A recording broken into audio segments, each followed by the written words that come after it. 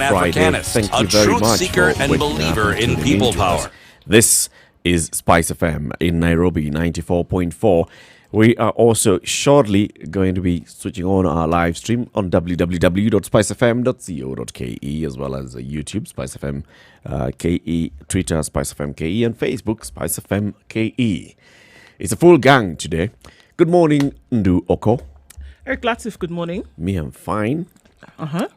It's good to see you. Good to see you too. Good to hear that you still have your voice. I do. You haven't lost a thing. No. Good. Do tell us what the date is today. Huh? It's the 24th. Oh, you did? Oh, you said it right for the first time this week. Good job. I've been right all along. Hi, City. Seti Muga. Yes. Good morning. Good morning. How are you? I am well, thank you. Yes. Yes. Yes.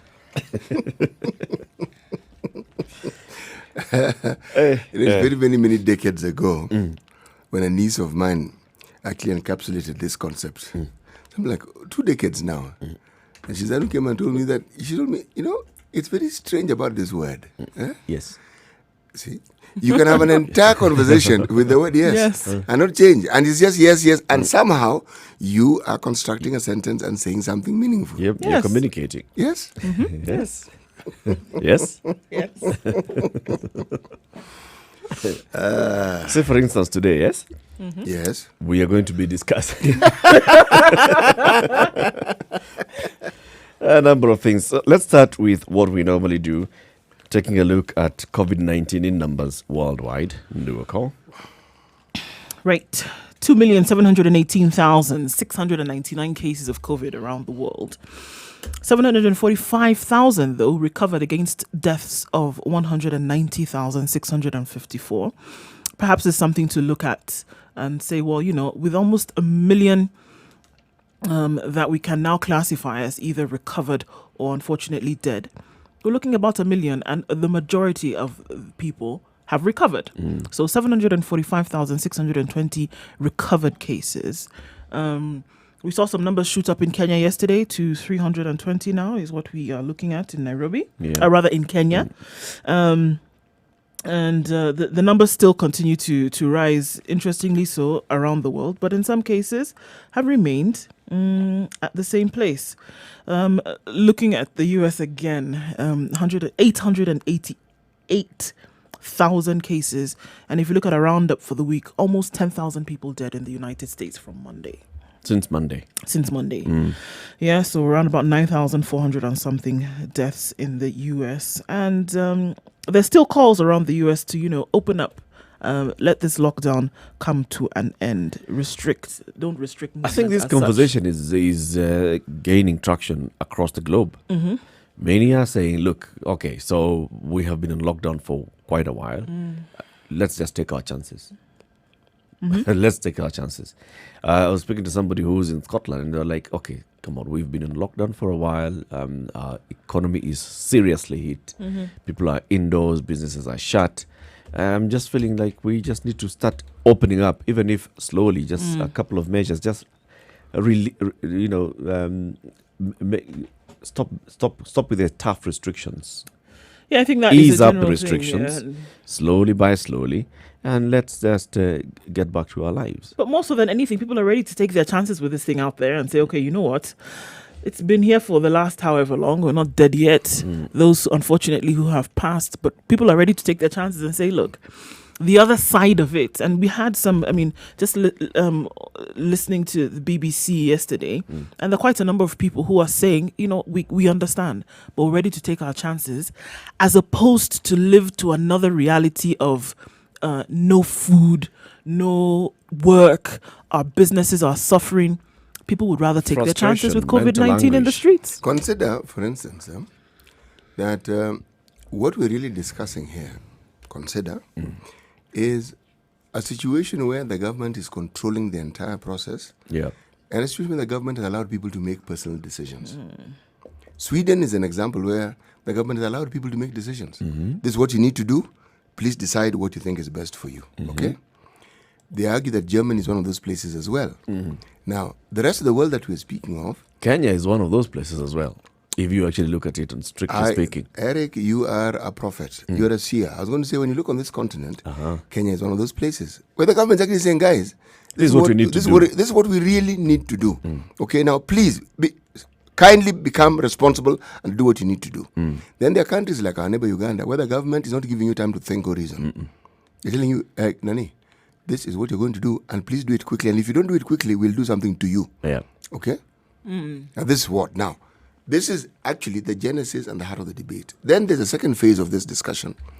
You have had, God knows, almost an entire century where there's really nothing untoward that has happened that has alarmed you. Everything is within manageable reaches. Then suddenly you have this thing that goes beyond not just your living memory, but anything that you know or know how to handle. Yeah. And then it seems to be threatening in your mind the very thing that you believe you have and which makes your country wonderful. It's called freedom. Freedom extends to even the freedom to die in some countries. In most countries, you're not allowed to just kill yourself and decide you're going to die. No. Now, the government seems to have taken this view in many countries. This is not something we're going to allow the citizens to decide on their own, because we've seen what they're doing with it.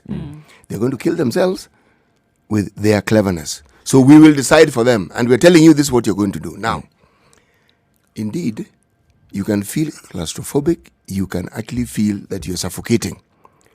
But in the absence of this is feeling, is that you will make decisions on your own and you'll endanger your life and that of others. This is not theory. This has been proven to be a fact. So the choice again comes to you, the Mwananchi. What do you want to do? Yeah, I mean, what do you want to do? What guarantees is the government giving you as well? That, Yes. so I'm making this decision for you. You stay indoors for how long? You're not telling me for how long. Even you don't know for how long I'm going to stay indoors. And then at some point, the reality also is that at some point when you open up and I get out, I'm likely going to get it, even if not this year, next year. Even the WHO is saying this. But you is see, gonna that be less for It's going to long. be seasonal. That reality has always been with them. Take, for instance, a third world country like ours, where every once in a while you have these outbreaks of cholera. You would assume that people would be careful where they get their water from. Or what they're eating. Again, you see? So it's the same situation. You would assume that when you tell people that you have there's a high likelihood that you will contact some disease if you do ABCD. Do people heed? You see, it depends on their circumstances and the priority. What we're hearing from the West, this priority of being free to do what you like takes precedence over everything else. Yeah. And the reason is they are not accustomed to seeing large numbers of people dying. We are. We are used to seeing people having illnesses. We are used to seeing people. We are used to it. Why are we used to it? We're forever doing harambes or conducting harambes or contributing to harambes. Yep. These people don't conduct And attending burials. yeah, all the time. In fact, almost every weekend there'll be a burial you could attend if you had the time to attend. So, if you're talking about a place where these things rarely happen, they will kick a fuss because you've introduced something completely alien to them. 20 minutes after 6, let's take a short break, take a look at weather, and then come back with the conversation. We'll finish looking at the numbers, and CT Muga will tell us today's proverb. Today being Friday, the 24th of April, 2020. Good morning. This is a Situation Room, Kenya's biggest conversation.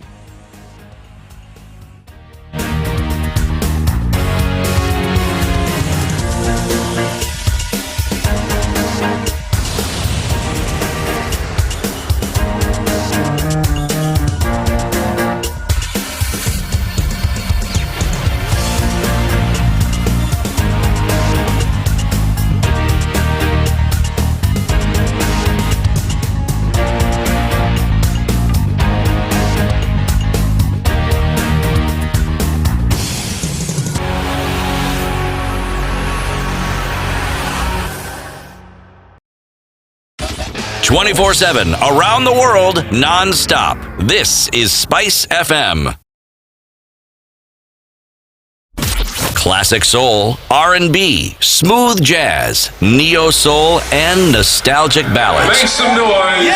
You're listening to Spice FM.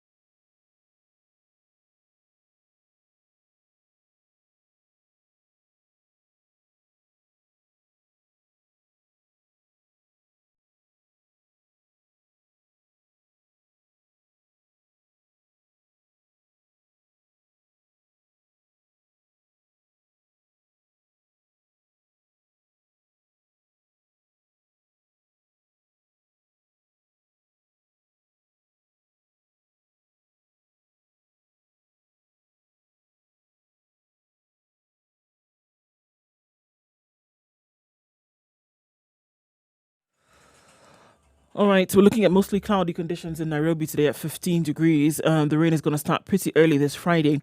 At 24, we'll see the high and lows of 15 today. In Nyeri, it's cloudy this morning at 16 degrees, and showers will set in early as well. Highs of 22 and lows of 15.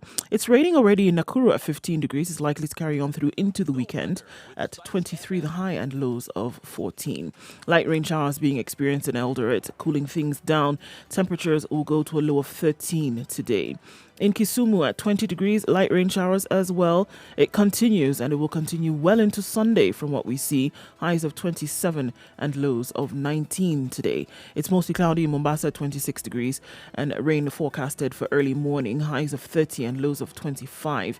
In Malindi at 27 degrees, it's cloudy conditions and the rain will come down with highs of 30 and lows of 26. Taking then into Kampala at 19 degrees, we'll see rain early as well. Highs of 26 and lows of 19. Rain and thunderstorms are forecasted for the weekend in Dar es Salaam, which is currently at 23 degrees. We'll see a high of 29 and lows of 22 today. In Johannesburg at 11 degrees, clear skies all through. Sunny conditions later with highs of 21 and lows of 11. When Lagos wakes up, there'll be clear skies with a high of 27 this morning. Through the day, we'll see heightened of 33 and lows of 26. Paris will have clear skies this morning at 13 degrees, experiencing a high of 26 and lows of 11. In New York, it's 7 degrees and raining sleet and a little bit of snow, and we'll see a high of 10 degrees and lows of 2. And finally in London, when Big Ben tolls at 9 degrees, it'll be clear skies all through with highs of 22 and lows of 8.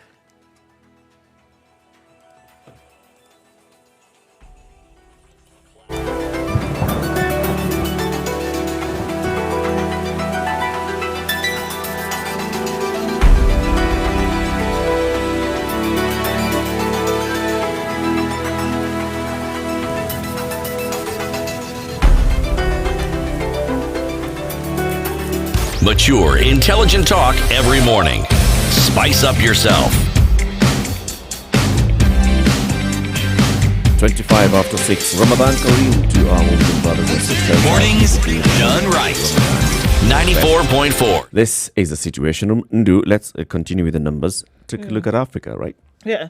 So if we look at those numbers now, if we want to focus on Rwanda at 154 cases and 74 cases in Uganda, and no deaths whatsoever In Rwanda and Uganda. Yeah. And we know that the measures that they have put in place, complete lockdown, and everybody seems to be listening to the powers that be and say, okay, fine, we're staying home. We're doing what they said. So the last 4-6 weeks, numbers well under 200 for both countries, under 100 even in Uganda, and no deaths. Sierra Leone, we see more or less the same, 64 cases and 1 death. They declared a state of emergency even before they got the first case in Sierra Leone. Benin at 54 cases, 1 death. Guinea-Bissau at 50. And if you want to look this way, Eritrea at 39 cases. Chad at 33 cases. Zimbabwe at 28 cases. Angola at 25. Botswana at 22. Botswana has 22? Yeah, Botswana has 22 cases and 1 death. And this is within what? Is it 10 within, days now? Within almost 2 weeks, right? Because at the end of mid-April, there were no cases in Botswana, and then they started testing and got 6 cases on the first day, and now are at 22 with 1 death. All right. If we look at the Seychelles at 11, Gambia at 10, Mauritania at 7, Western Sahara still at 6 cases, and South Sudan at 4. So we see. This is how it's moving. We're still looking at under 25,000 cases around Africa. Ethiopia, just over here, 116 cases with 3 deaths. Madagascar at 121. Yes, we said Kenya at 320, Somalia at 328, and Mauritius at 331. If you look into West Africa a little bit, Senegal at 479 cases. Interestingly enough, they have 6 deaths, but have been on lockdown since March, since the beginning of March, when they had 4 cases. Niger at 671 cases. Nigeria at 981 cases, almost 1,000 now, whereby and also testing is taking place here as well. 3 days ago, they were at 664 cases. Today, at 981 with 31 deaths. Ghana at Have they started using that isolation facility? In Onikon, yes, they have. So putting people away there and now looking at building more. The interesting thing in Nigeria is that this social distancing and all this other lockdown drama is just not resonating well with the people, and people are saying, look, we're a business enterprising oriented people, and this is very difficult for us. So it's interesting to see the numbers and the psyche for people per country, then to see how things change. Ghana, with 1,154 cases, has 9 deaths only. And we also know that the measures employed by President Nana is that, now we've made things work all along, certain things in our economy. Now, this is one thing I'm calling on the people of Ghana to work with me on this one. And the people of Ghana have complied. More cases than Nigeria, less deaths. I don't know how we can make that comparison, but it's interesting to see how strict one is being. And it's easy to compare that then to the number of deaths that you see and the number of cases that you see, because without that it could be more widespread. Okay, and we still have the same numbers, more or less the same numbers that we're seeing in Northern Africa, with 3,000 in Algeria and Morocco at 3,500, Egypt at 3,800, South Africa very near to 4,000 cases with 75 deaths. Okay, right. We'll keep tracking these numbers and see what's happening, and maybe even deduce what's happening from even what the world leaders are saying. CT, today's proverb. Today's proverb, if you carry the egg basket, do not dance. Yes. What if you want to show off your prowess? Well, then you'll have a basket with broken eggs. I can dance and still balance my eggs. That is for sure. The basket will remain. You will remain. You can continue dancing, but the eggs will have been broken. Yes. Now, this actually is an interesting proverb.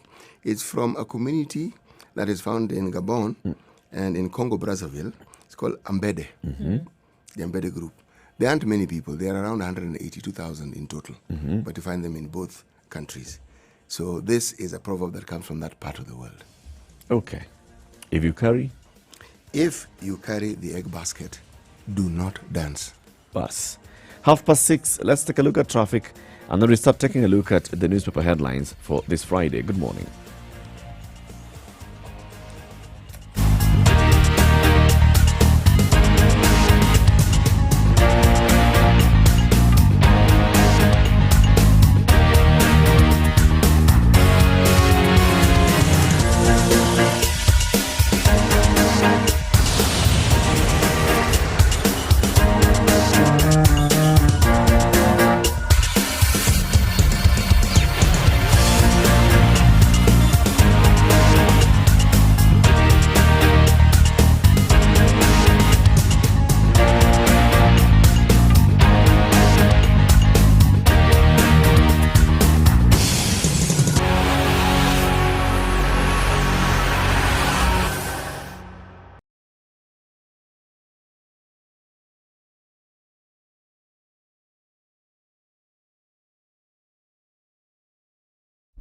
Classic soul, R&B, smooth jazz, neo soul, and nostalgic ballads. Make some noise. Yeah. You're listening to Spice FM.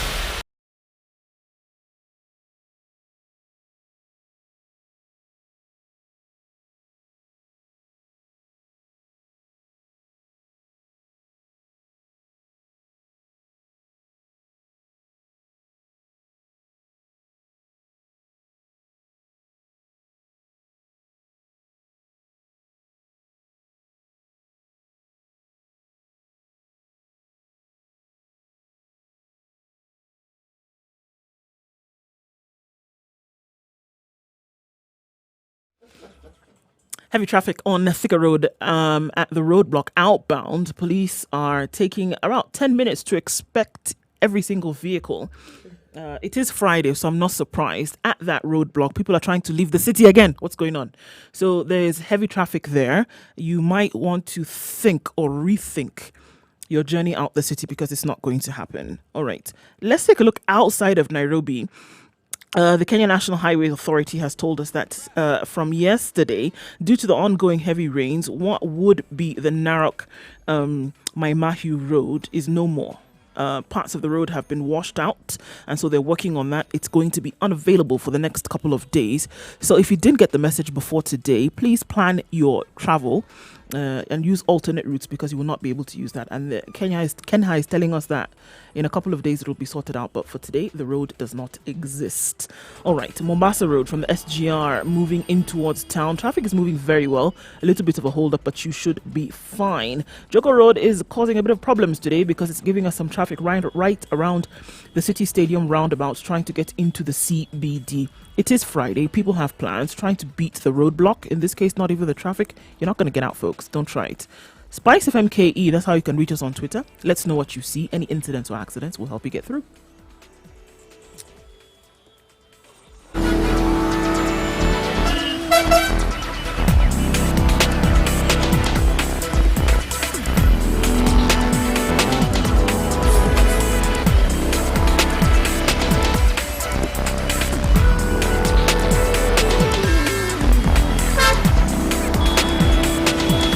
Mature, intelligent talk every morning.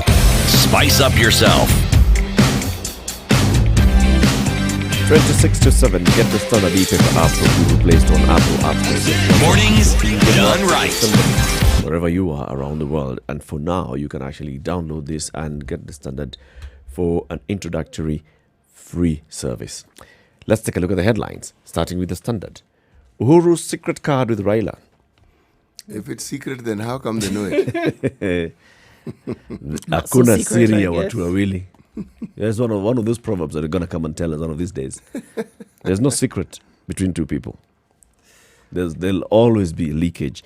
So senior Jubilee official says President can invoke Article 9 of the party's constitution and form a coalition with ODM and KANU without consulting Ruto or any other member. These are the same powers that he used for the handshake. So this story of Jubilee is clearly not leaving us. Now we're being told that Jubilee, the Kieleweke wing of Jubilee is warming up to a coalition with ODM and KANU. Coalition, here we come. ODM and KANU. We are definitely headed in that direction. It was bound to happen. I mean, it was bound to happen. So this is what? Dynasty. The dynasties are coming together. Uhuru, Raila, Gideon. And leaving the hustlers the hustler nation behind. will be kicked out. This is how well, I don't think they've been kicked out. This is how they're going to spin it. It's called an opportunity. Since you don't seem to agree, then why don't you both take a path that will take you in the direction that you want? Why stay together when there's constant conflict? Not useful. Let everybody just go their happy way. Merry way. Or let there be a contest and the one who wins subdues the one who loses. This is politics. They are going to choose a path. Anyone choose a path that gives them an advantage. Yes. If elections is the path that will give you an advantage, you will clamor for it. If something else gives you advantage, that's what you'll clamor for. That's what you'll go for. Everybody pulls into their end. But you see, this isn't something new. All right? This issue of people within the same party not seeing eye to eye, not new. At independence, we had the same issue. Kenya People's Union was formed by Jaramogi Oginga Odinga when he and Kenyatta and Tom Mboya did not seem to be seeing eye to eye. Said, okay, folks, we don't really need this. We can just form our own party. Yes. And so we began a new decade by simply showing how best to resolve political issues. And it has happened many, many times before. Yep. Anytime you don't like, you step out, you go and form your own and let life go on. It's too much. It's too much. It goes against democratic ideals. I mean, let's try and develop the party. If the party was based on some ideology, and this is, again, a conversation that we've had before, then you'd be able to deal with those issues. But what ideology do you have in mind, Eric? Because I think there is some ideology they're following here. This gravy train isn't benefiting me anymore. An ideology in this case that would benefit the people of Kenya City. That's why I was seeking clarity. Not a personal ideology. An No. ideology that I think this is where the two of you have actually missed this particular boat. An ideology that benefits me of necessity and by extension is an ideology that benefits the rest of Kenyans. according to your perception. Well, but that's what the politicians tell us all the time. Yeah. They're doing something absolutely crazy. They're telling you that we for are Kenya. still bringing developments for Kenya, and they're wondering, okay, it is which And the part? one who is against what I am saying is actually against Kenya development. development. And Yes, development. exactly. But we hear it all the time. So again, I may be found guilty of saying something that may not particularly sound pretty. Note, sound pretty, but Yes. it's what we hear all the time. Everything that is done is on behalf of the people of Kenya. I am sure that you'll find that even this royal land, whatever's going on was on our behalf. It's on behalf of the people It was of for Kenya. And you Yep. didn't know. Now you know. Speaking of the royal land, so the other headline, and it's on page 8 of the Standard, revealed Ruto owns Roy sewerage land, says man who manages his vast estate. This is quoting Patrick Osero, a close business partner of the deputy president, who has dismissed the move to repossess the prime property as malicious because Ruto has a legitimate title deed. Osero says his boss will not contest government move. Boss or partner? Choose one. Which is Boss partner. it? Partner boss. The partner boss. The senior partner. Right, okay, yes. Senior partner becomes boss. So this is what basically the story is saying, that that land that was repossessed by the government, and it had some shadowy director, so there's some funny name of a company and who owns it, and there was all this speculation on whether it's owned by a senior politician and who that senior politician could be. Well, the story was all out there anyway. He's all over the place. Deputy President William Ruto will not be challenging the repossession of the Ruai sewage land, a close ally and a business partner says. Osero, who co-owns the Weston Hotel with Dr. Ruto, termed the Wednesday eviction of Renton Company from the contested property as malicious. Perhaps the government could show us by giving us evidence that this land actually is what they claim it to be. All we've heard so far is them saying it is. What? Iko title deed ambayo iko kwa jina ya serikali. Can they furnish us the details of how this thing moved? This case has been there before. Remember, It has. Even a couple of years back, and in fact this story is quoting the tenure of Philip Kisia as a town clerk, yes, and but- Odongo as director of planning. Hiyo yote And evidence. they had land registered as LR 1279/979/1 in 1996. It's part of LR 12979, which is 5,000 hectares according to the area survey maps. So in some records and in historical data, there is the allocation of this land or setting aside of this land for sewer. And it, of course, is bestowed on the city authorities. Now, from that point, there's also now the story of how this thing has moved and changed hands. And at some point, those who claim that they now own the piece of land claim they also have legit titles. 1996. That was the year when this particular parcel of land was formally granted to the Nairobi City Council. Yes, that's what they're saying. I'm saying evidence, please. Letter title. No, Or what? letter communication kuonyesha. That's just a statement that has been made. If you're going to go about saying that this thing was nyakuliwad by an individual who is senior in the government, we've heard. Yep. Show us the evidence. If you're saying it was given to NCC, there's no government activity that similar to this that goes about without evidence or documentation. There's of it. documentation. Yes, let's be clear about it that we know.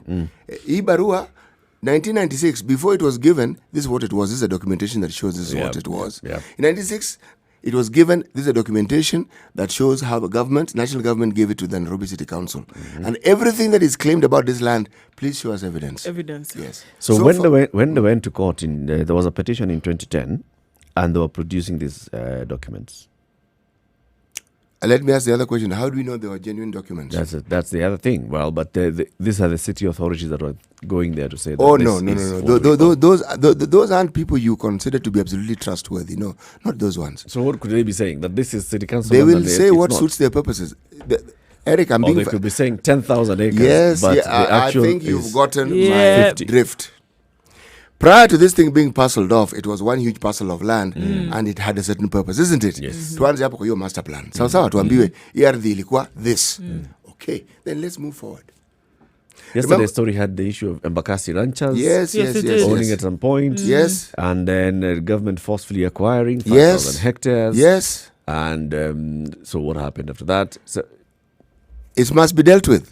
This issue and must be records, dealt with. you're asking for records, knowing that records disappear. Maybe you're playing a game here with that city. No, I'm not playing You're a asking game. for records because you know what has happened to those records. Actually, I don't know. What I do know is that our records often tell you more stories than people who hold them would like to tell. Yes, including disappearing. Yes, so that is why if you are going to make, because these are claims so far, toa ushahidi. Let there be evidence. Then let's debate the evidence. Because it can't be just a game where somebody wakes up and says, it is so-and-so's land. Okay, we've heard you. It's saying he has a title deed. Even that It's we've okay. heard. But we've also heard of many people who have a title deed for and then things 10 that other don't people don't have a similar Right. title deed. So, Which is which? Which is which? Which is which in this case? I am simply saying it is good that this has been brought in the public domain, but can we have a little more evidence, a little more proof as to the allegations? Because so far, the allegations. But it's being presented as though it's the absolute truth. And that is what I'm questioning. Is it really the absolute truth? Okay. Is there more to the story? Is there more to this story? Aha. See, Eric told you, you're a seer. You understand Seer. these things. There you go. understand You woke up.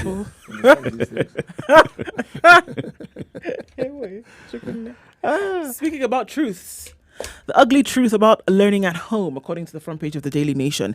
The reality on the ground, the out of classroom learning using TV, radio, and computer and smartphone was meant to ensure continuity. But most of Kenya's 17 million learners closed their books as soon as schools were shut. This is page 2, 3, and 4. Right. So if we look at the bottom of page 2 in the Nation, my name is Moses Lempaine in Rugus in Baringo County. I come from a remote village on the border of the Baringo South and Tiati sub-counties. The online learning announced by Education Cabinet Secretary George Magoha is a far-fetched dream to my 3 school-going children and is only applicable to those in urban areas. How can children in remote areas access such services even when a mobile network is a problem? Where will they get a computer and smartphone when I don't even own a radio? My children are finding it hard to learn at home because they just go through their previous notes and exercises, which with no one to guide them. I am illiterate myself and I cannot guide them in their revision. They have been forced to look after livestock to keep busy because they are finding it hard to study at home. And it goes on to give stories of many, from Catherine to Anne to, Joseph. A lot of this is the case. And it seems that even if you want to look in the urban centers with what is going on now with the online learning, it is actually not working because people were not ready for this. And so a lot of parents have decided, you know what? What is not working? Well, being able to enter Google Class and Zoom meetings, this is the new So they new still haven't reality. been able to enter Google Class. How many? You're asking somebody to enter Google Classroom and they don't have a laptop. Because what you're doing essentially is asking somebody... Let's start with smartphone. Okay, let's start smartphone. You're asking somebody to go and buy... This person is talking about urban areas. There are people who live in Nairobi today who don't have a smartphone. And you're asking them to get into... There are not there are people. There are many people living in Nairobi today. And that's the new mode of learning. Yes. But also, the learning is also being offered on radio. Yes, and that's what I was about to say. For many of those in using the public curriculum, the 844 and CBC, radio is the main medium for learning. So those in urban areas, those in rural areas, how many homes? This is something that comes out, often. It's Kenyan speak.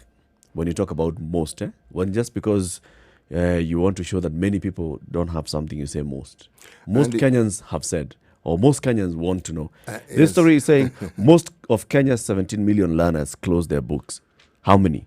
What constitutes most? Magoha himself says, to the best of the government ability, the children are getting online learning. Apana. Magoha himself has said this. Look, in even this same if God story. said it, we'll still question it. Exactly. So this is the thing. Even if we talk about most of the 17 million, the person who is... Professor Magoha cannot get away by there telling you go. us, The person giving who is us the this blanket custodian, statement. right? The person who is the custodian of the Ministry of Education is also telling us The problem that we're as far having as here he's is that concerned, nobody is students telling in us Kenya the actual are truth on the exactly. ground. Nobody has gone and said, even this story, the ugly truth about learning at home, they have not gone and told us, apart from speaking to those 5 people and saying, this is person 5 people out of 17 million. far flung. They have actually not gone out and said, we spoke to this number of headmasters or this number of teachers or this number of parents, or we conducted a survey, or we commissioned a poll to establish what's the situation on the ground, and this is what we found. Nothing. It's just saying most. And of course, even Magoha will come and say, as far as we're concerned, because the radio is on, because people at KICD are broadcasting. He went on to, let me just explain to you for you to understand. He has said that all is well, and he's gone on to further to say that right from kindergarten to secondary school, across the country, learning from children are learning from home under the guidance. This is what he has said. So as far as he's concerned, everything is hunky-dory. This man is losing credibility Children really fast. are learning. Here you go. Children are learning. So you're going to expect them to do an exam in a few months. And this as far as he's concerned, everything is it's okay. Parents and guardians who It is the Ministry of Education, the custodians of our learning in this country. Surely, they have the wherewithal to give us accurate details of what's actually going on. Yeah. If it isn't serving the vast majority, just say so and talk about the issues that you're dealing with. And the challenges that you're but facing. You are not going to give us a blanket statement that means next to nothing and assume that we will be happy saying, well, everybody's learning. Everybody is not learning. And that's the truth. Let's and take a break. it is the truth. 12 minutes to 7 o'clock. This is the situation on Kenya's biggest conversation.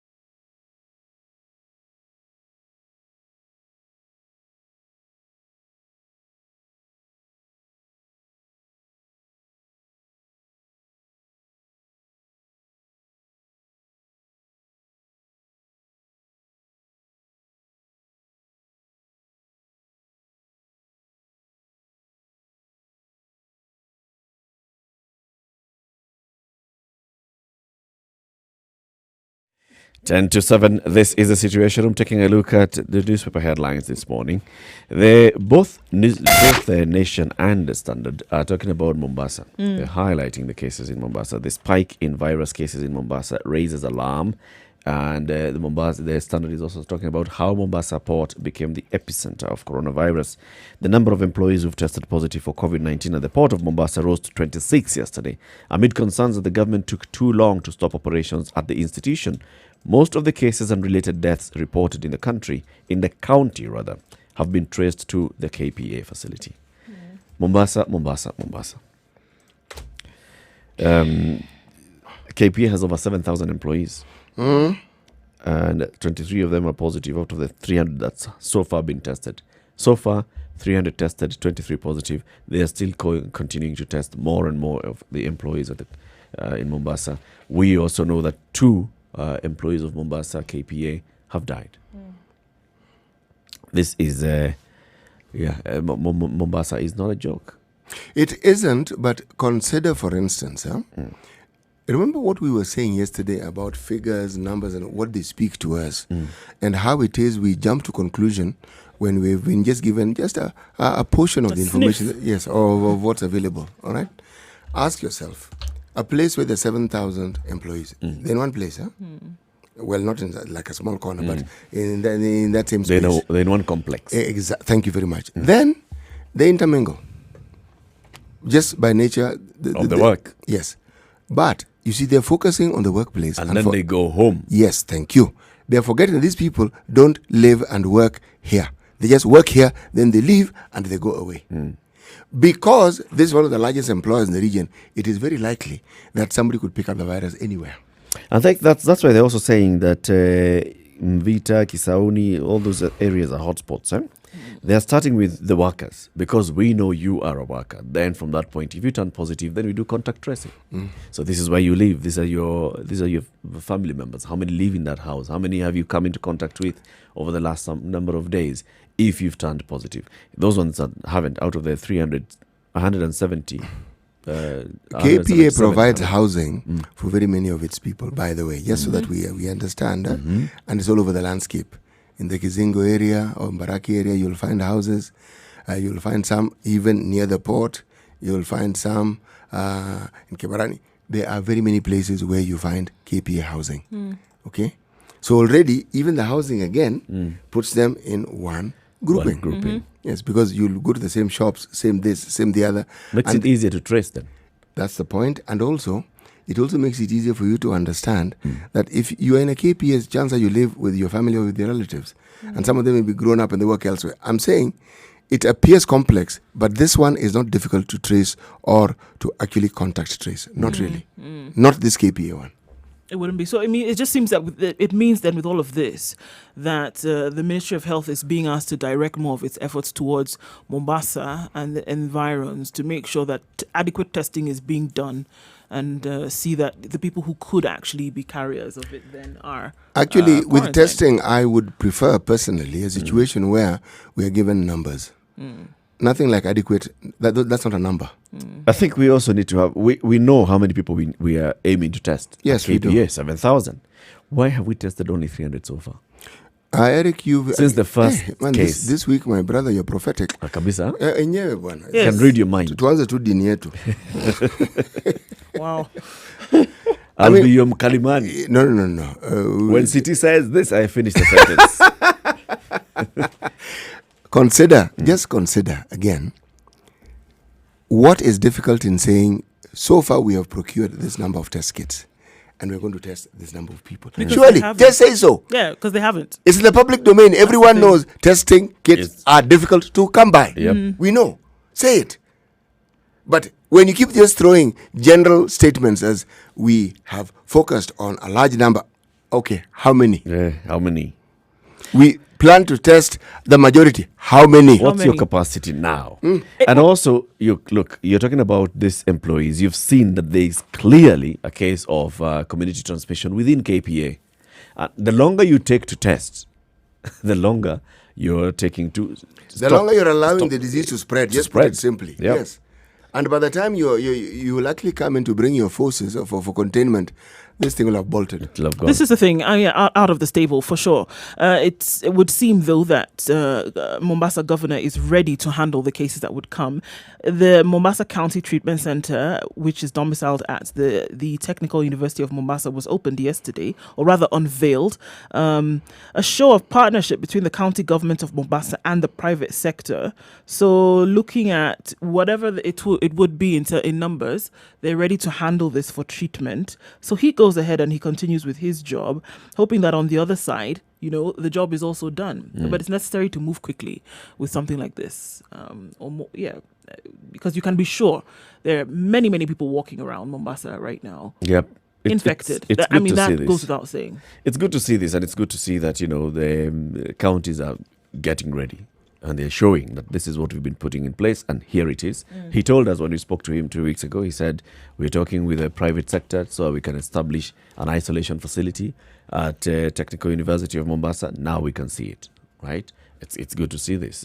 300 bed capacity, not bad. Machakos also unveiled theirs at the Jomo Kenyatta Stadium with 100 bed capacity. The thing about COVID-19, it isn't one of these situations where you take some action and you assume you can now sit back on your laurels and sort of you have to continuously come up with things that you need to continuously. You need to have a huge checklist of what you need to do by when and how, and it's continuous. Yep. Because right now, as we're speaking, COVID-19 hasn't spiked in Kenya yet. No. Yet. No, it hasn't. It hasn't yet. And if you are to go by what we've been seeing in other countries, we can safely say that it will spike. It'll rise, it'll spike. So, But when is it going to spike?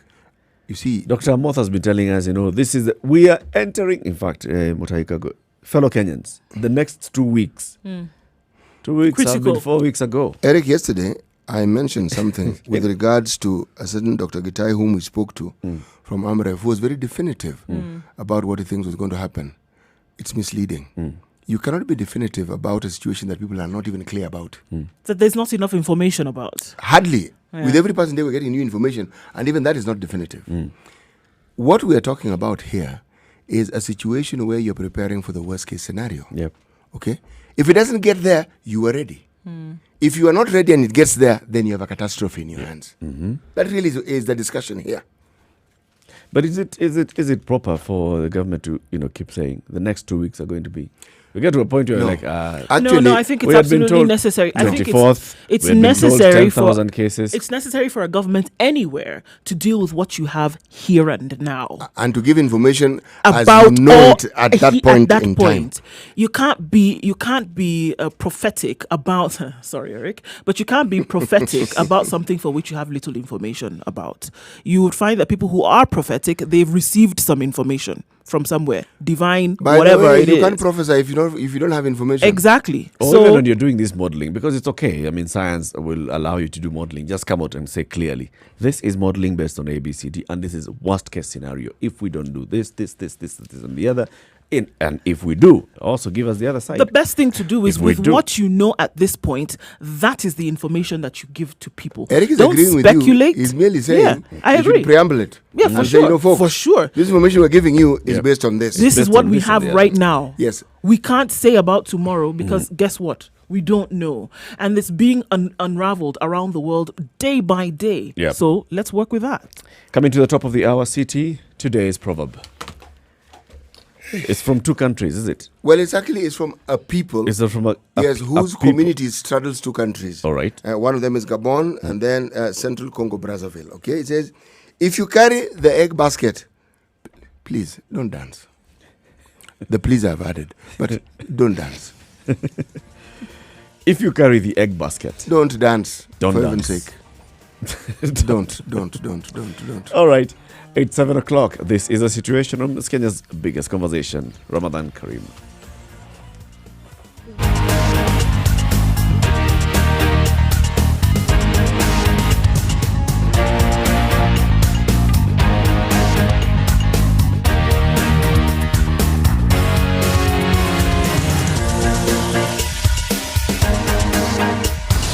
All right, certain parts of Mombasa where we have a bit of a hold up, right around Cabanas. It seems that it's going to take a little bit of a minute to get out of there. And then further back around the Gateway Mall coming down into the CBD. After that, it should be fine.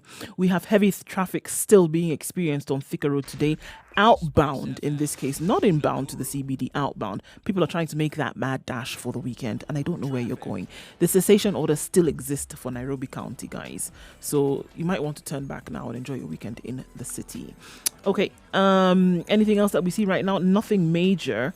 The rains didn't come down last night in most parts, so let's see what it looks like today. But for now, this is what it looks like. Spice of MKE, let us know if you see anything, and we'll see what it looks like around about a half hour from now if things have changed or remain the same.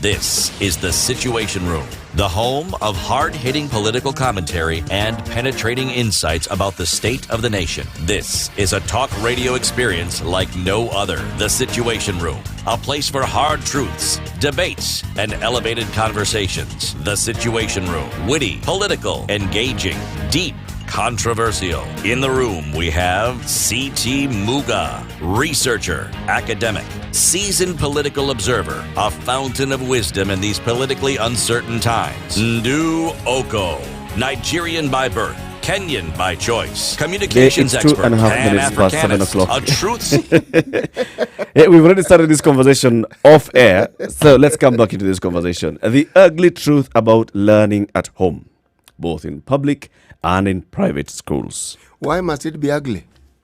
Why can't it just be the truth? Because sometimes this is not the truth that we want to see or hear. Well, the truth by its very It's nature... the darker side. It's the dark truth. Eric, the truth really makes people uncomfortable, generally speaking. And people often fear the truth even more than they fear a gun. So it's not ugly. It's just the truth. The truth that we are reluctant to face. But that doesn't make it ugly. You see, we go back to fundamentals and we say that COVID-19 is going to reveal the underbelly of us as a nation, us as individuals within this nation, in ways that we didn't think. Now, here is yet another revelation of our underbelly. If you're talking about education, again, it is clear the Ministry of Education was caught flat-footed. That's understandable. Nobody expected this.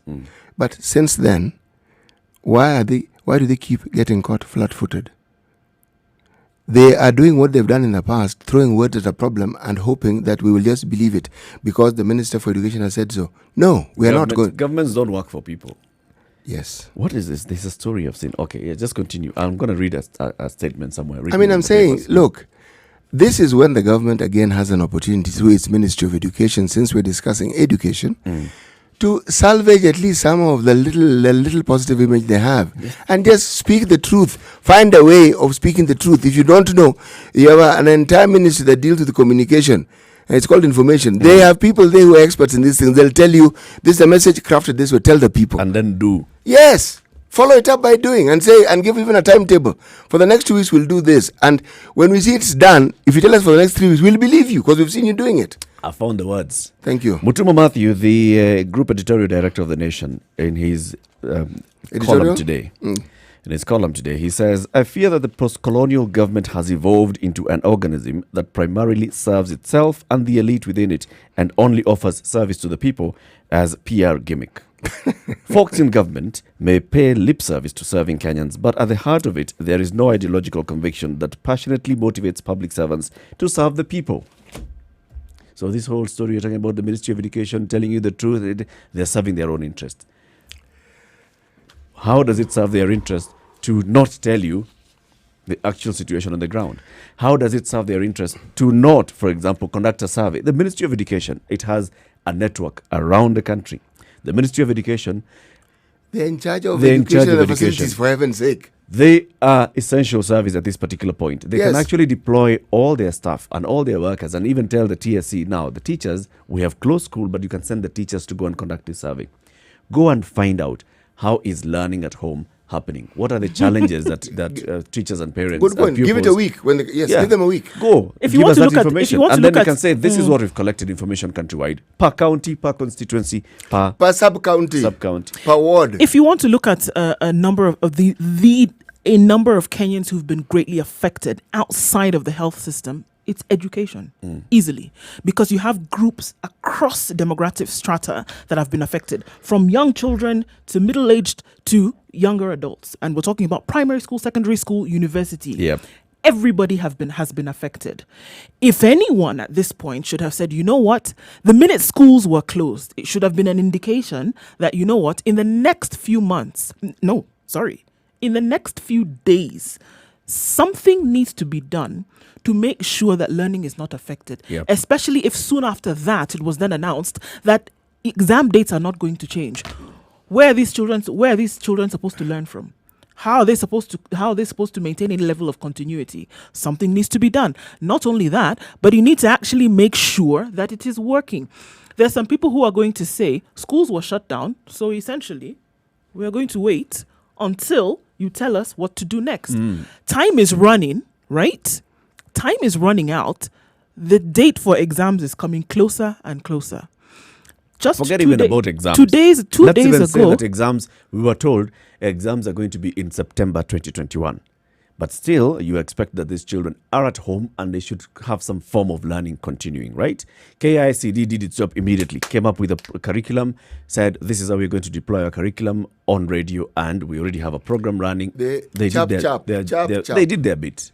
The Ministry of Education should be doing, the parent ministry rather, should be doing their job and saying, so how do we ensure that we can monitor what's happening? How do we collect information from the ground and find out what challenges our pupils and parents are facing and guardians? How can we help them? How can we adapt to what's this kind of fluid situation? Do they have any information? No, to the best of my knowledge, according to the CS for Education. According to him, everything is running along just fine. Pupils are learning. Everybody is gathering the information that they need to. No. So this is what I am saying this morning, and it needs to be very clear that it is not the case. It is not the case. Teachers will tell you. We had teachers tell us yesterday, and these are just teachers from a special set of people who are saying that things are not going according to the way they normally do. This is just special needs. Yep. Children with disabilities. They're already telling you that it is not happening.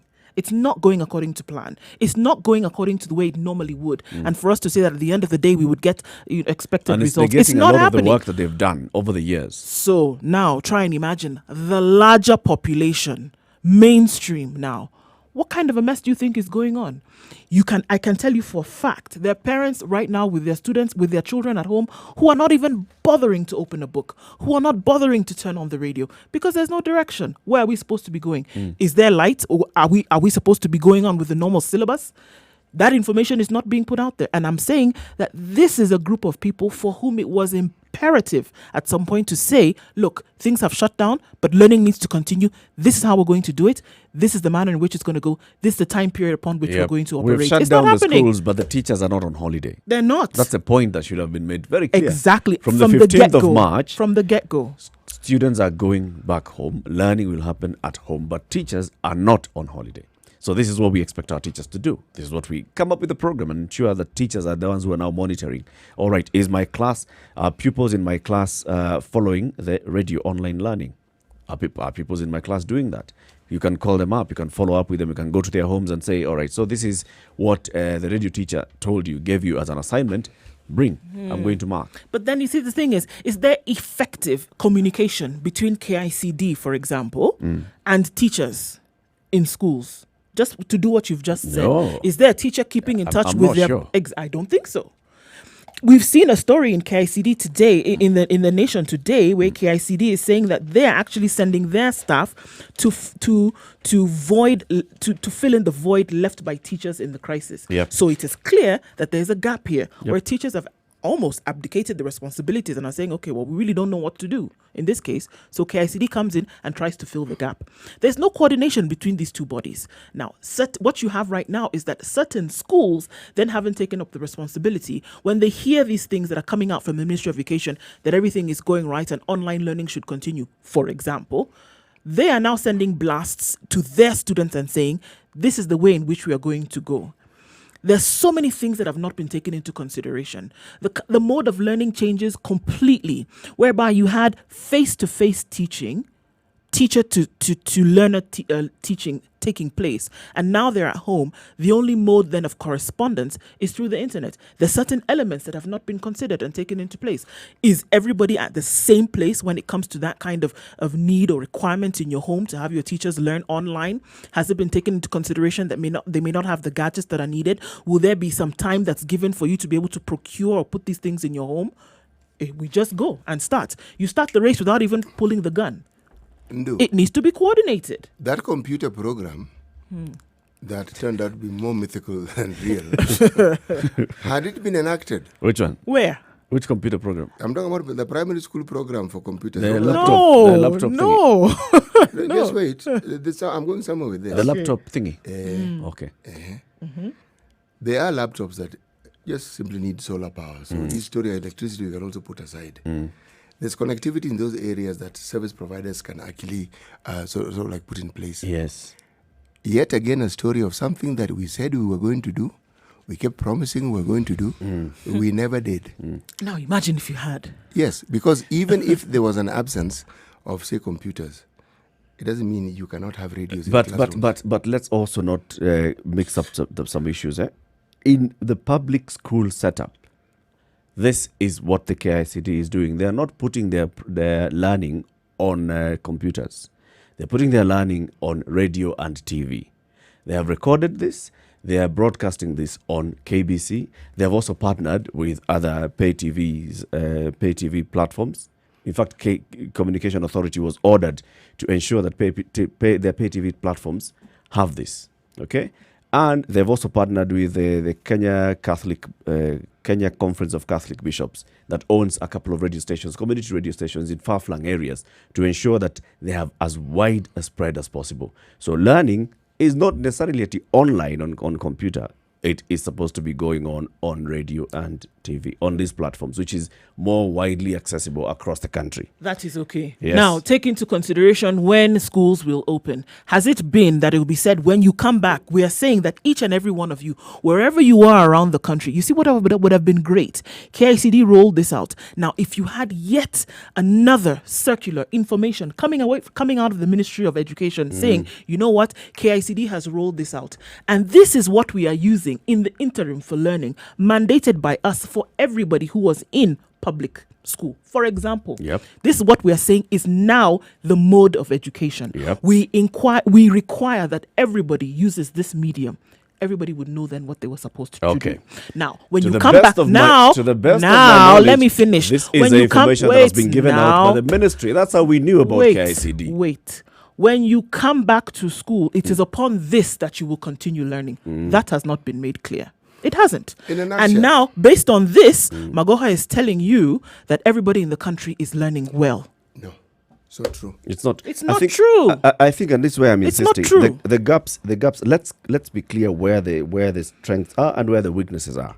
The strength for me is in the fact that KICD immediately rolled out this learning program because they're the ones who come up with a curriculum. They just moved their curriculum from books and they said, all right, so here is a platform for curriculum. Let's roll.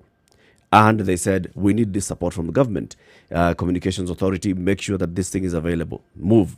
Now, the other honchos that are supposed to be ensuring that education happens on a regular basis. You see, we keep talking about education inspectors, the ones who should be ensuring that there is actual education happening, even when on normal days when people are in school. Those are the ones that I'm saying that's where our gaps are. Our gaps are, you told people to go home, even the teachers and education officials went home. The other gap is how much of that information is actually going down to the ground and ensuring that pupils in whatever village know this is what you're supposed to do. Now we are saying the same thing. Yes, we're saying the same thing. And then we're coming up and saying, now, those who have difficulties, one or the other, the challenges, yes, we know that there are poverty levels and all. People do not have access to a radio. How can we assist these pupils to have access to a radio? You have a local chief's office. You can have a radio and tell pupils to come. Social distancing and everything. They can come to that particular place and still continue learning. Those are the things that I feel are not being addressed by the Ministry of Education. They've not been regarded. They've not been regarded. For you to then give something some importance, that means that you've thought about it and said, actually, you know what? There's a problem here, here, and here.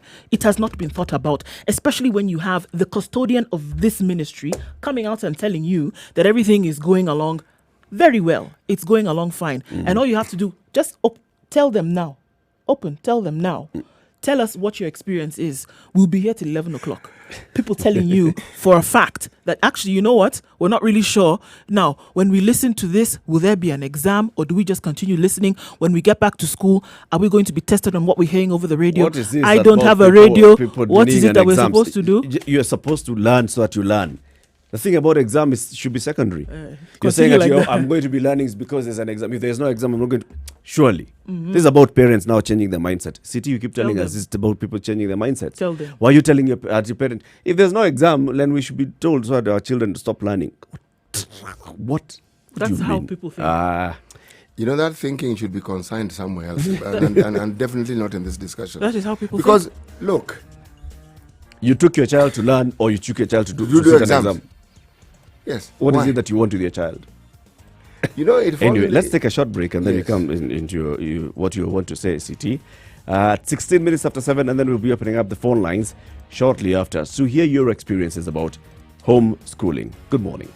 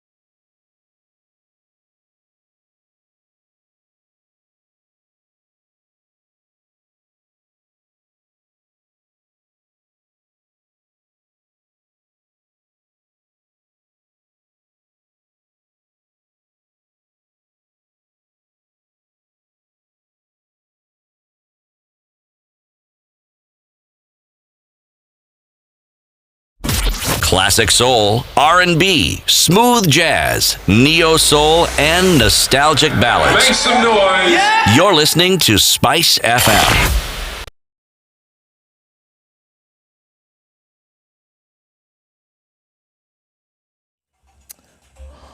All right, so the sun tried to peek out and was covered by clouds already in Nairobi, 16 degrees, and the rain will come through quite early today, highs of 24 and lows of 15. It's cloudy conditions in Nyeri at 16 degrees, rain making its debut around 11-12 noon today, 22 degrees, the high and lows of 15. Light rain showers already coming down in Nakuru at 15 degrees. We'll see highs of 22 and lows of 14. Eldoret is mostly cloudy at 14 degrees, and the rain will come into 21 degrees, the high and lows of 13. It's mostly cloudy in Kisumu at 20 degrees, indicative of rain coming soon. 27 degrees high and lows of 19. Cloudy conditions in Mombasa will give way to rain with highs of 30 and lows of 25 today. The rain will go into the weekend in Malindi at 27 degrees. It's cloudy right now. We'll see highs of 30 and lows of 26 today. Kampala is mostly cloudy at 19 degrees. Scattered thunderstorms forecasted for certain parts of the afternoon with highs of 26 and lows of 19. Dar es Salaam at 24 degrees is mostly cloudy. Thunderstorms also predicted for there. Highs of 29 and lows of 24. Johannesburg at 11 degrees is clear skies all through today. Highs of 22 and lows of 11. And finally for now in Lagos at 27 degrees when the sun comes up, it will be clear skies all through. Highs of 33 and lows of 26.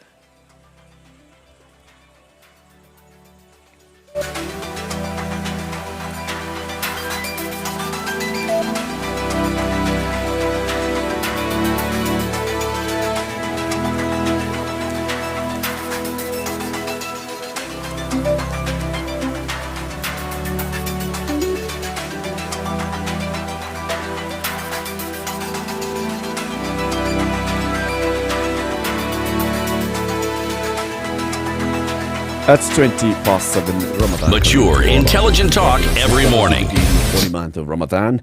Well, we are discussing the truth about homeschooling. Since the 15th of March, all schools, especially the primary schools, were closed on the 15th of March. Then 2 days later, the secondary schools, and 2 days after that, the universities. People are supposed to be learning from home.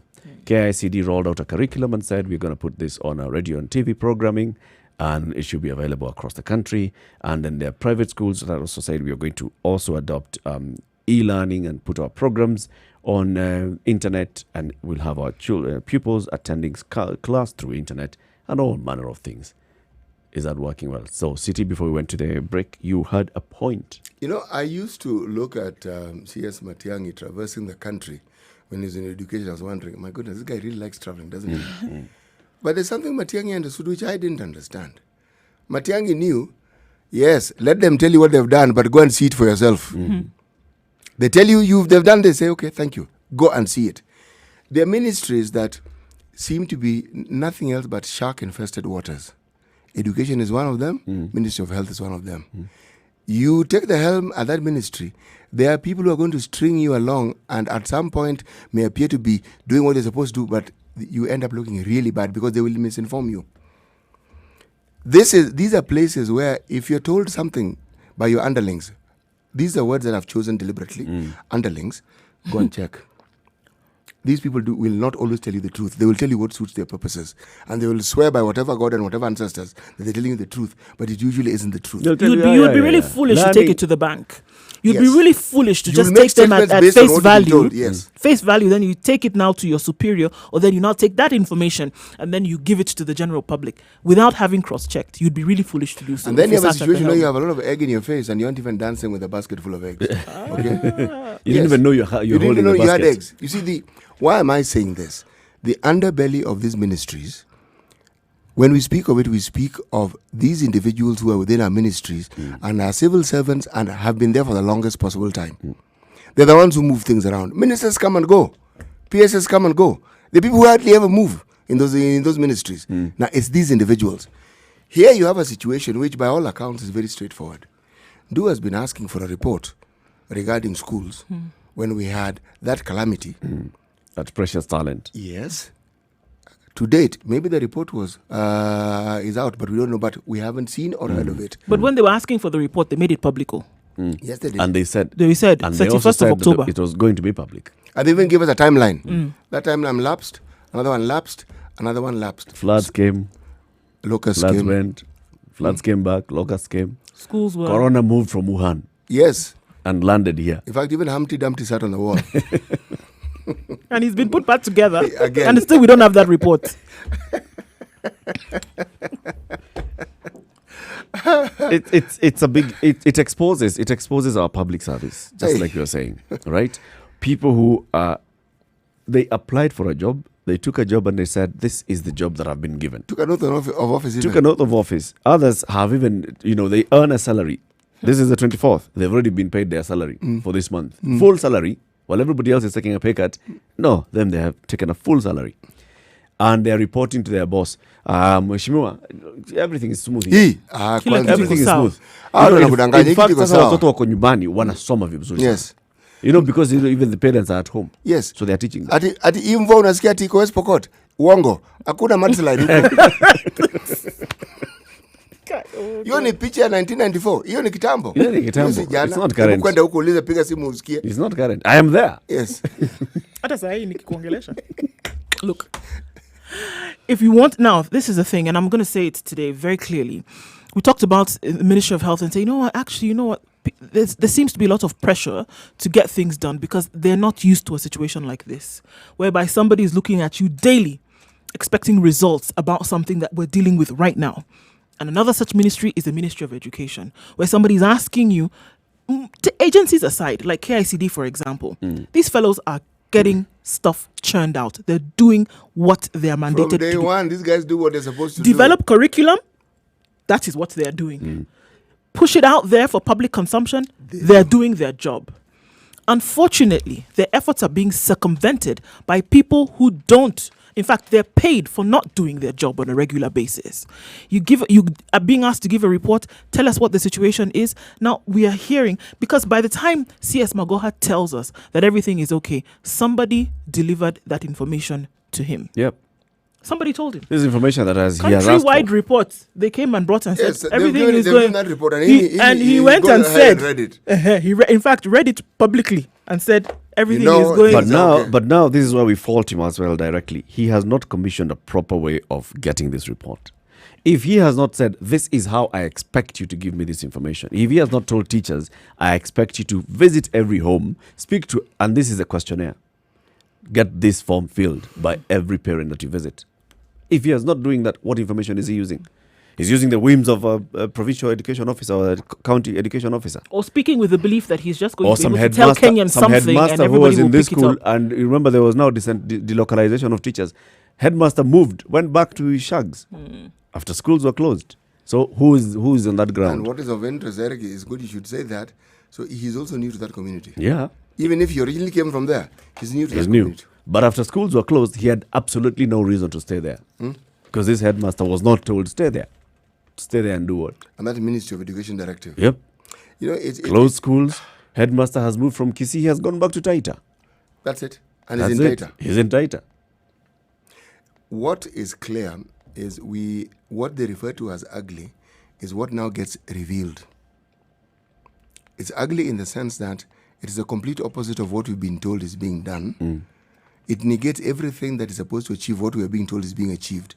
So if the activities around a certain goal are not in tandem with what was set out, then at what point are we going to achieve this goal? Yeah. It's interesting to see that Kuppet and not, for once, are in tandem with their opinion. And they're saying that, according to Kuppet, they're saying, look, these exams need to be postponed. Because in terms of preparation, it's ill preparation at best. Yep. Not is saying that, you know what, as far as we are concerned, students are not learning at home. There's no learning that's taking place. Call KICD, call online, call Google Classroom, call Zoom meeting. There's no learning that's taking place. Whether you want to look at public schools, whether you want to look at private schools. And so they are also wondering where Magoha is getting this information. According to them, they're wondering, where is he getting this information that things are going along well? It's not going well. And we are saying, in terms of coordination is not happening. We have no direction as per what is supposed to happen. It's been a month and 2 weeks, right? In his boardroom, I'm sure he's there with Professor so-and-so, Dr. Kipsang, Dr. so-and-so, Professor so-and-so. That boardroom. Prof, kunaendaje? Doc, they tell him, things are good. Eric, that you should say. So, this debate is also taking place in the University of Nairobi with regards to learning. There's a top-down approach to it that has been that has required various departments to sort of like begin e-learning and saying, at what? What is that? What do you mean? Let's start. When did we prepare our students for this sort of learning? Because for us to be able to examine them or test them, it means we provided them with the means to learn in this platform. When did we start that? Now, then they ask the other question, well, okay, sir, we've heard you. But should you not be asking us what we think we should be doing? Because we're the ones who teach these people. That boardroom mentality, VC, DVC, another DVC, another DVC. DVC finance, DVC. And they're being asked, guys, you guys don't teach. So please, just pause. If you thought it was a long time ago, ask us what we think we should do. We're the ones who are teaching. Now, CBC rolled out, right? And the kind of teaching that came along with CBC was a more interpersonal teaching. Yeah. Right? Yes. So you can understand that you needed that touch between teacher and learner. If we're just going to look at primary education. So they were already getting into a rhythm whereby they were seeing their students on a daily basis. It was not just about what I teach you, but about a wholesome learning and comprehension of how are you, what mindset are you in, for me to be able to pass on this knowledge to you in the mode that I'm going to. Now, with this kind of online home distance learning, as it were, you've turned the whole thing on its head. You and I can sit in this room and figure that out, that there's a change. We can see that and we know. How much more the people who have the expertise to deal with education. This is what they do. This is what they do for a living. And it should have resonated the minute they saw that, oh, you know what? Schools have closed, but we don't want learning to be discontinued. It should have been taken into consideration that even the teachers, we're focusing a lot on the students here and saying the learning has ended. But a new kind of teaching now comes into place for teachers. Are they equipped? All-round learning, all-round teaching? Is it something that we can now bench on and say that we need it in this country to roll out? It has not been coordinated. It has not been taught. It has not been trained for. Nothing has happened. Yep. It wouldn't have even been a problem if in that first week it said, you know what, students, hold on. Let's have a meeting with the teachers, even if it's virtual. Let's have one platform upon which we're able to operate and say, you know what, guys, things have changed. Now let's look at it from this place before we go forward. That never happened. So now let's come back out of this traffic break and talk about the private schools. Schools have opened according to the new calendar. Private schools are asking for school fees, right? What are they teaching? And what's happening in terms of homeschooling in private schools? What curriculum are they rolling out? Are they rolling out this curriculum online? Of course, private schools will tell us, go online. But have they addressed all these concerns for parents and their pupils as well? So we'll combine public school, private school, and that. And also we'll open up the phone line 0719 012 600. That's 0719 012 600. What's the situation on the ground? Is homeschooling working or not?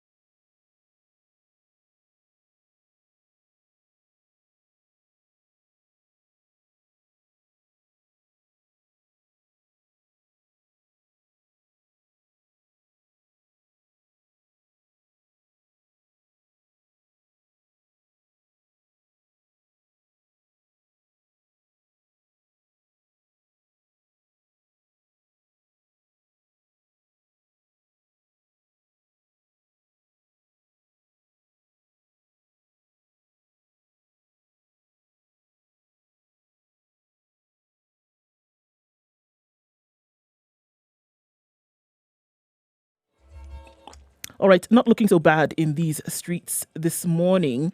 The roads are dry, so that means people are moving a lot faster than they were yesterday. We still have that heavy traffic outbound on Thika Road, and the police roadblock is very is scrutinizing everything that comes across. So if you know that you're up to no good, please don't go to Thika Road, okay? My Mahiu Narok Road is closed as from last night, so please use an alternate route. Plan your travels wisely, because you will not be able to access that for the next 3 or 4 days, according to the Kenya National Highway Authority.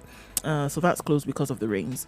Apart from that, then within the city, it all looks pretty good. We don't see any holdups per se. We saw a little bit of an issue right around the City Stadium roundabout, getting into the CBD, but that's open now. I don't think we'll see much traffic until later on in the day, but if it does happen, we'll be here to let you know. Spice FM KE, tell us what you see in case of anything, and we'll spread the word.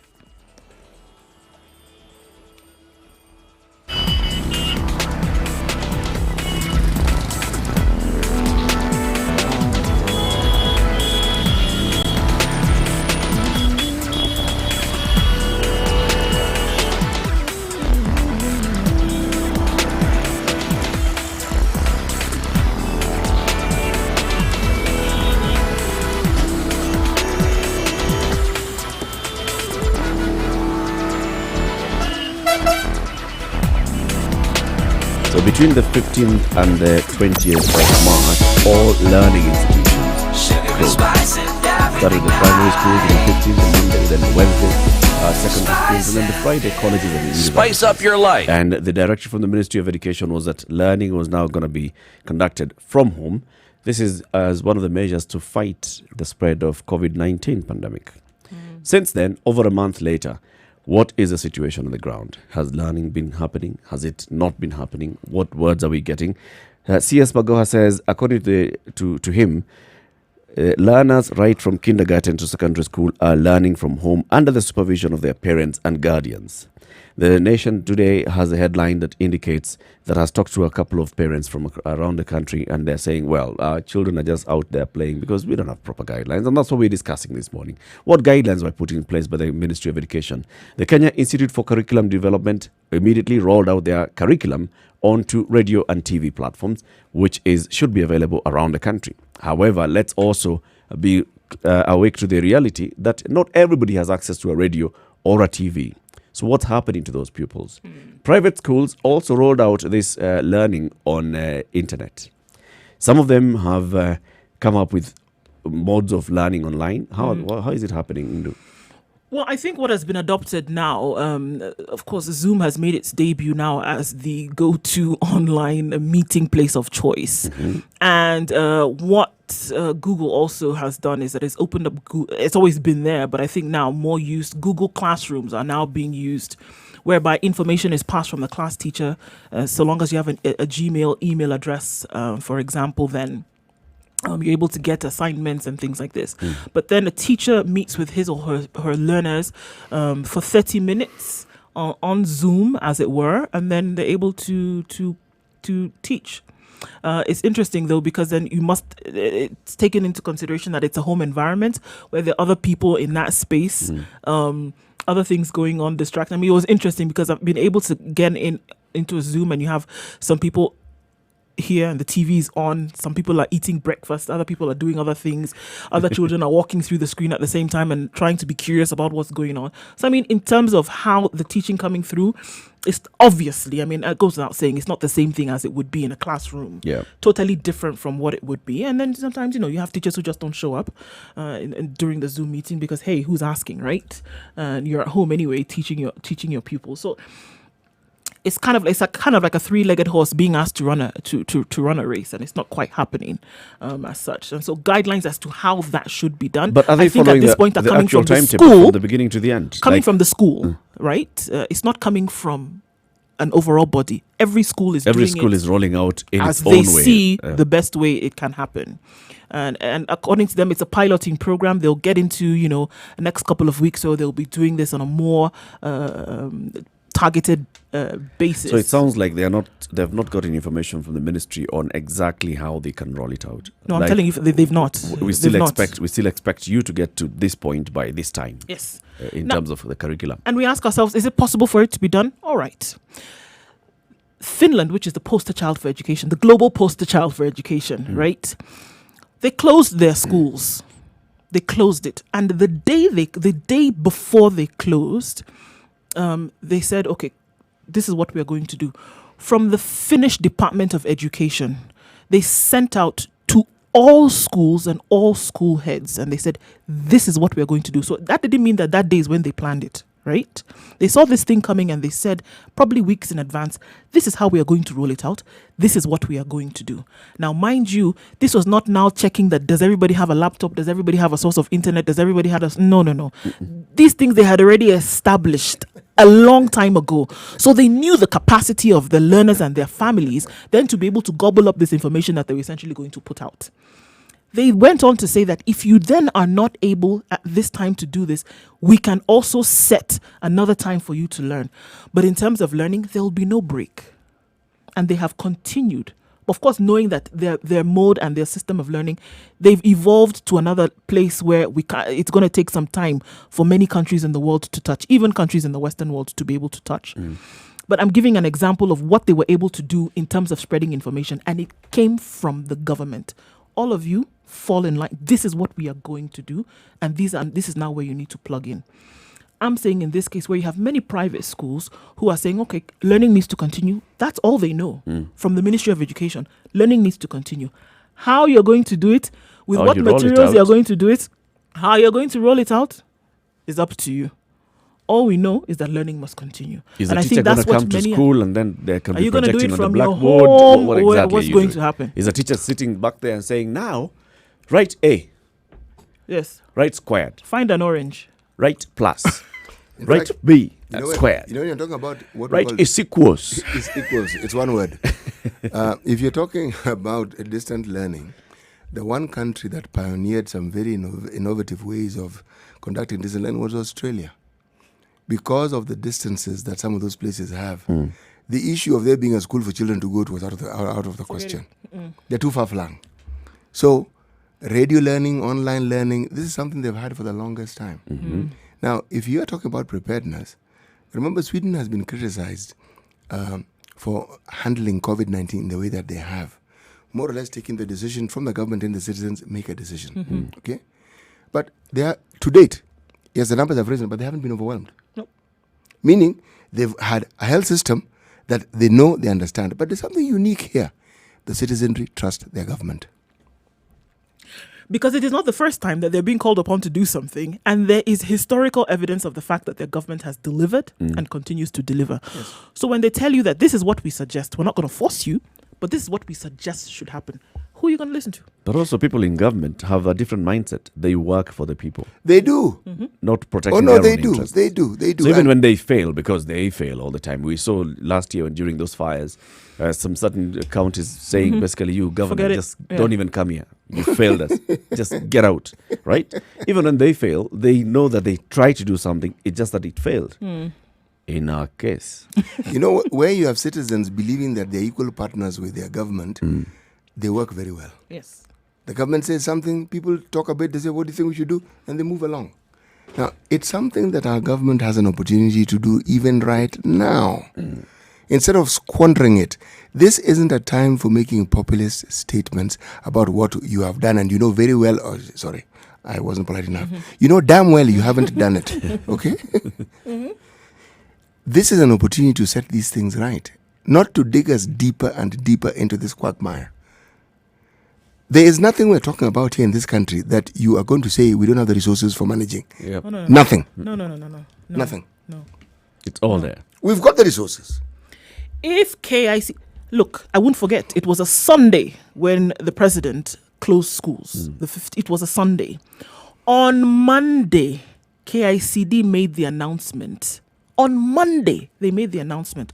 So when you're talking about resources or people with the needed expertise or people who have a good head on their shoulders who know what needs to be done, we don't lack for that. Yep. We don't lack for that. It Across tells you the that continent, by we the don't time lack the for president it. was being advised, yes, close schools, he had already asked, so what happens? And this conversation had happened in the Ministry of Education. What happens? KICD, what can you do? KICD went back and did what they were supposed to do. The other questions that were asked around that table, we can only guess. So what happens to the Directorate of Special Education? What happens? This Directorate of Primary Education. What happens? Eric, you know what is interesting? The Kenya Institute for Curriculum Development have always had learning on radio. Yes. It didn't start with COVID. It didn't start now. They've had it. It's just that most people are not aware of it or don't bother, but they've had it.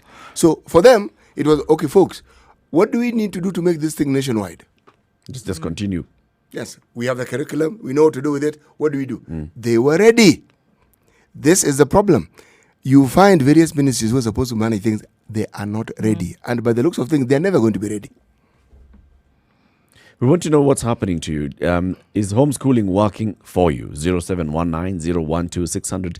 Is homeschooling working for you? We've also posted the same question on Facebook and Twitter at SpiceFMKE. Please post your comments there. We'd like to know what's happening wherever you are. Is homeschooling working for you? Not for you, clearly. He's trying to make it rhyme. Homeschool Working for you. No? Okay, fine. We've got the rhyme, my friend. Okay. Again, 0719-012-600. We are talking about both public and private institutions. You also know about some relatives who are everywhere at accessing public education. Also, let us know what's happening. Are they in class? Are they learning? Well, basically, are they having that home class? Are they accessing the material that they're supposed to be accessing? Are they observing the timelines? Or are they just, are the children just confused and therefore playing because there's no guidance that's coming from anywhere? Good morning, it's 7:45.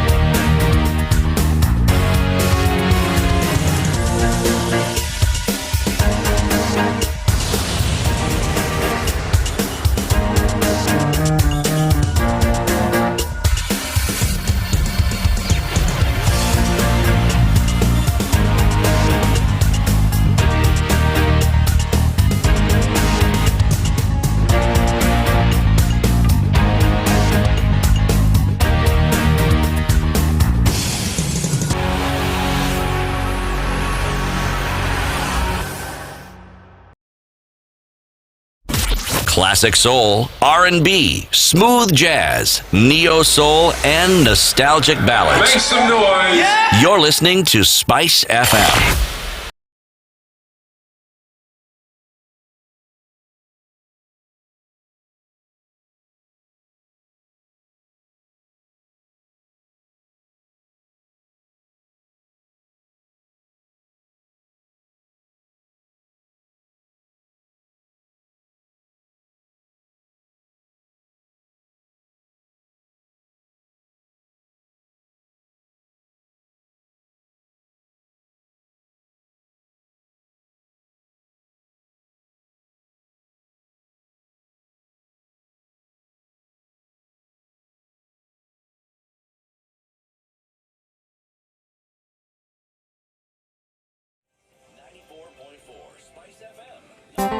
Let's go to the phone line. Is homeschooling working for you? Irongo Amos in Kisumu.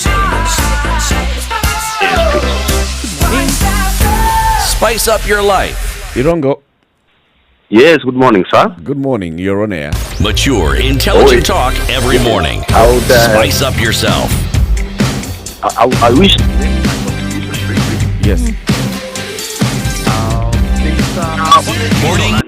Taking place at home because the ministry is insisting on KICD having given some material through different means. Mm-hmm.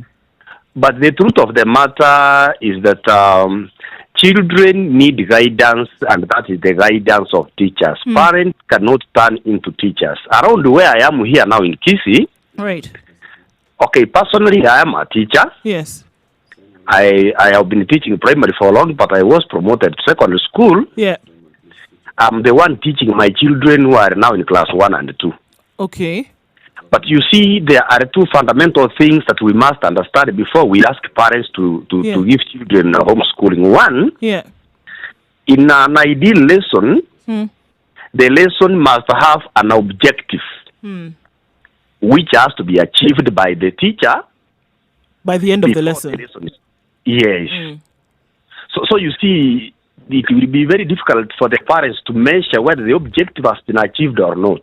No, but you as a teacher, have you heard, what the requirements are now in these new times? What should be happening for teaching? I would say yes, to a very small extent. And what are those requirements? Yes, because the materials that we are seeing online from the KICD through KBC, TV, and so on, have not really told us what the objective is. That is what I'm complaining about. Okay. Two, what most private schools and even public schools are doing. Yep. They are actually shopping exams, in fact, commercial exams from these different publishers, sending them to the parents through phones, so that parents can either print them or copy them, and then they have the children doing them without guidance. Guidance. That is not, that's not covering the syllabus. Irongo, for you as a teacher, right? Yes. When the schools closed, did your bosses at the Ministry of Education reach out to you and say, this is what we expect of you as a teacher to ensure that homeschooling is ongoing? No, it didn't. Have you received any communication from the government saying, as a teacher, wherever you are not on holiday or you're at home, but this is what we want you to do? Not whatsoever. And even my colleagues have not received such a thing. In fact, the assertion that learning is ongoing, we also have our own platforms in which we meet as teachers. Yes. And that one is strange to us. What we are hearing is just strange. Yes. Good gracious. Thank you very much, Irongo. Let me now speak to Simon in Thika. Good morning, Simon. Good morning, Eric. How are you? We're well, thank you. Thank you very much for tuning in and joining us in the Situation Room. Yes, I wanted to say that this home learning or online learning may not be as effective as the government supports, because not all parents have maybe radios or TVs at home or even smartphones. Yep. But there's something also which Eric said that about exams, that we learn because of exams. And I wanted to tell him, Eric, that the Kenyan system of education 844 is exam-oriented.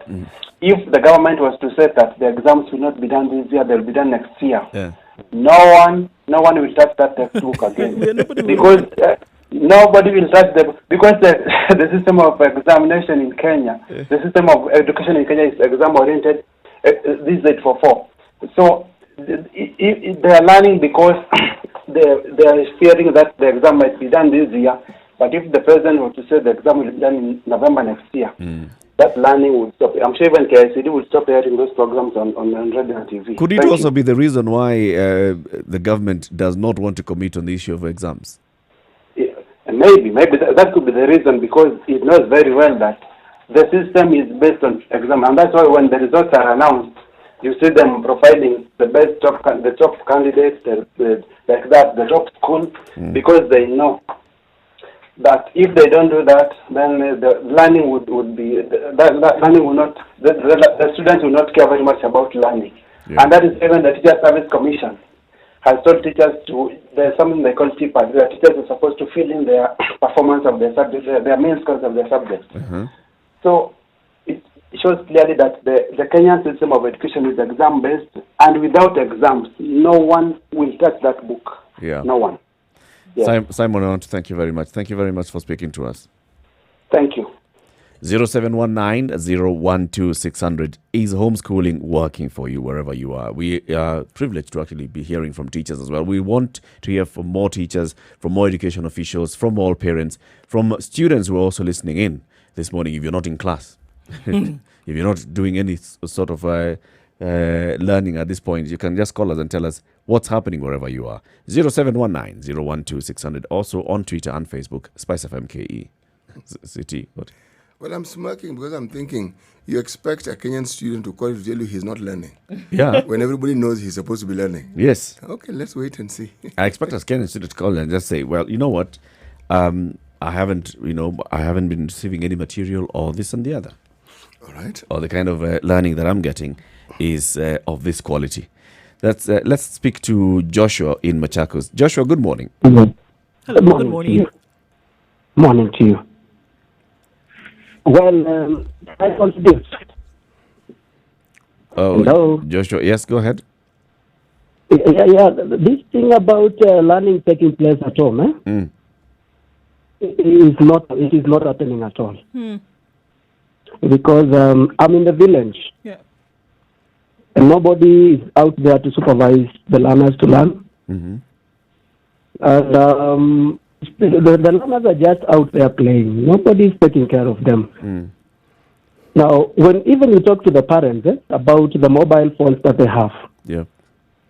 they are the kabambe type of mobile phones. There is no electricity in the village. So even as much as the government says that learning is taking place, there is nothing that is taking place. Even when I confine my kids and I tell them to have time to learn, even to do little assignments, they have no business. All what they have to is in the afternoon to know how many people have been confirmed to be positive and all that. That is the news that they're listening to. So they were just waiting for Mutahi Kagwe's address in the afternoon. In fact, and even if you tell them to concentrate, they will tell you they don't know when they will go to school. Okay. And in any case, what kind of learning are we giving our students through those programs? We have moved from teacher-centered to learner-centered. Yeah. Through a radio, through the TV, learner-centered, no. Difficult situations. Joshua, thank you very much. Okay. Thank Asante sana. Mboga, Yes, how are you, sir? ujambo, habari za leo Ustadh? Salama sana. At least my message reached State House and the president talked in Kiswahili. Very to the good. country. Hey, you You're a claim happy credit for man. this one. But how come I'm trying to call you on my line, I'm unable to reach you? Whose line is this? my wife. Oh.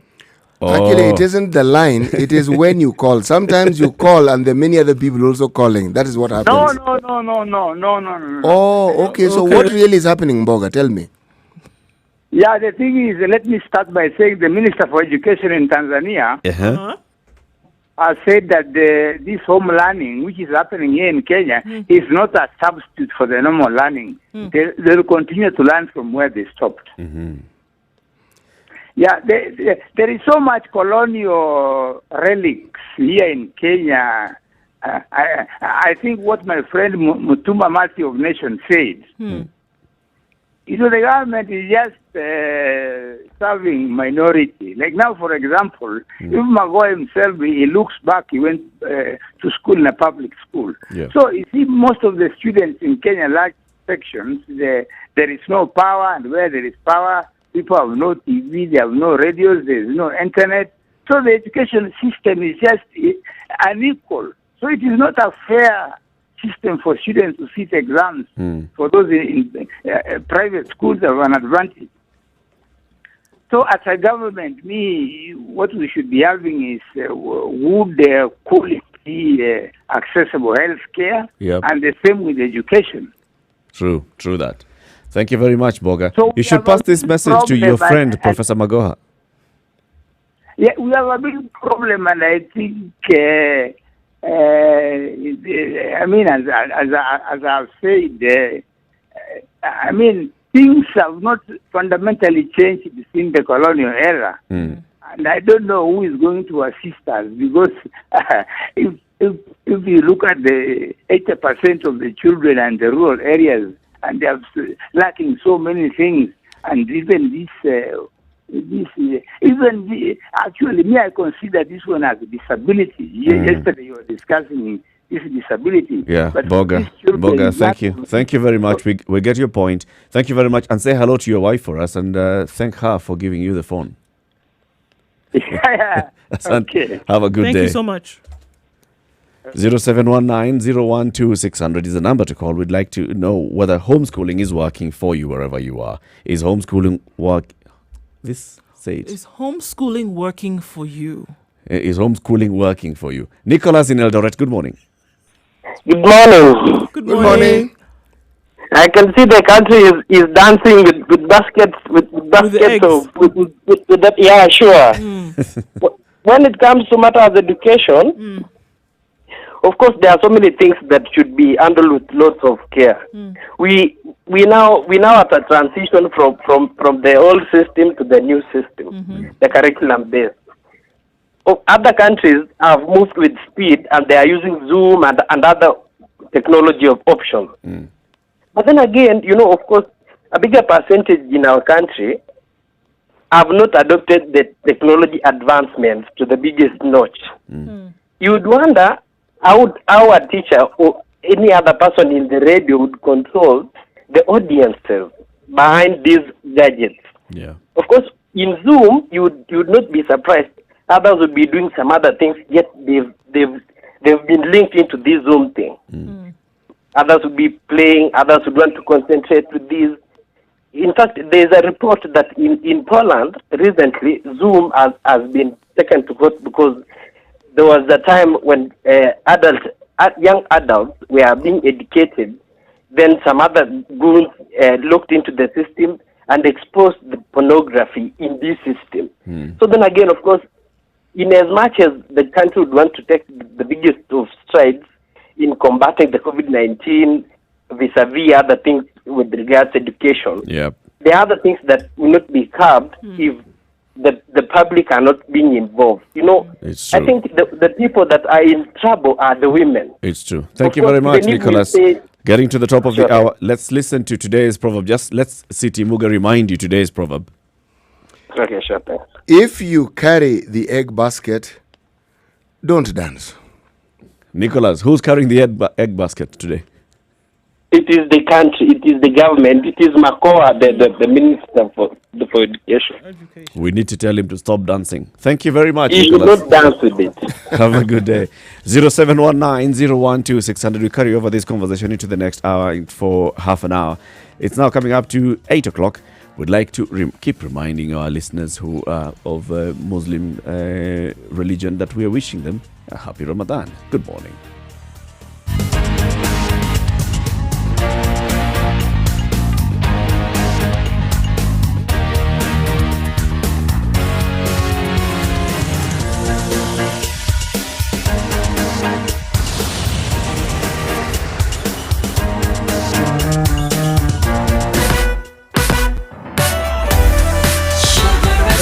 Okay, so let's see what it is.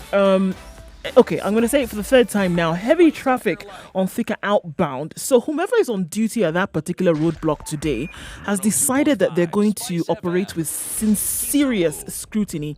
Every single vehicle that's going through that roadblock is spending at least 10 minutes there with the gentleman on duty. So if you know that you're not supposed to be going out, don't attempt to get outbound on Thika Road, because you will either be sent back or you will stay there for a pretty minute. Mombasa Road at right around the SGR, a little bit of traffic there, but not too bad. What we're looking at now is remembering that the Narok Maimahu Road has been closed. If you were planning on using that today, do not, because you will not be able to. It's been closed because part of the bridge has been washed out, and it'll be that way for a couple of days. All right, apart from that, everything else looks okay. Spice of MKE on Twitter. If you see something that we should know about, please let us know and we'll spread the word.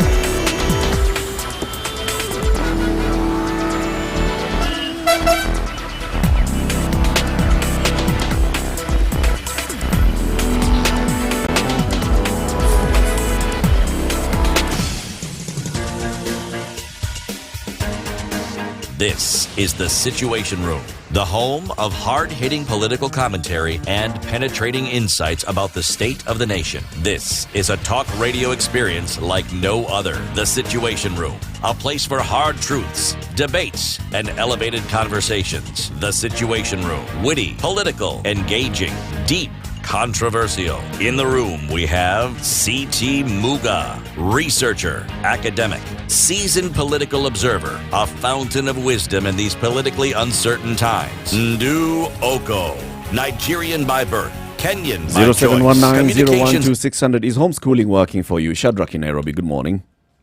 Good morning, how are you? We are fine, thank you. Now, I wanted to say that in most rural areas, the learning stopped when schools closed. Mm-hmm. Now, because for example, in Rift Valley now, parents are seeing it's planting season, so the students are providing a good workforce. Mm. So in the urban communities, there is the opportunity for the children to look after the livestock. So actually learning. So are you saying it's not happening at all? That not even a single hour is dedicated to learning? Maybe in urban areas. What's happening where you are around? You're in Nairobi. So what do you know about Nairobi? In Nairobi, I know there are some families who are where the children watch TV, they listen to the radio programs. That's at least in Nairobi. But not in the informal settlements. Okay. Shadrach, thank you very much for your contribution. Okay. Have a good day. What do you have on social media? Oh, quite a number of things here. Becky says, I cannot confuse my kids with homeschooling right now. Let the Ministry of Education be coordinated and tell us how they plan to roll out the curriculum with the school heads via the Parent Teachers Association. The rate kids are distracted at home, it's not going to work. Private schools are doing okay, it would seem, although the level of distraction is quite high. Children start school at 8 and end at 4 using Google Classroom and Zoom.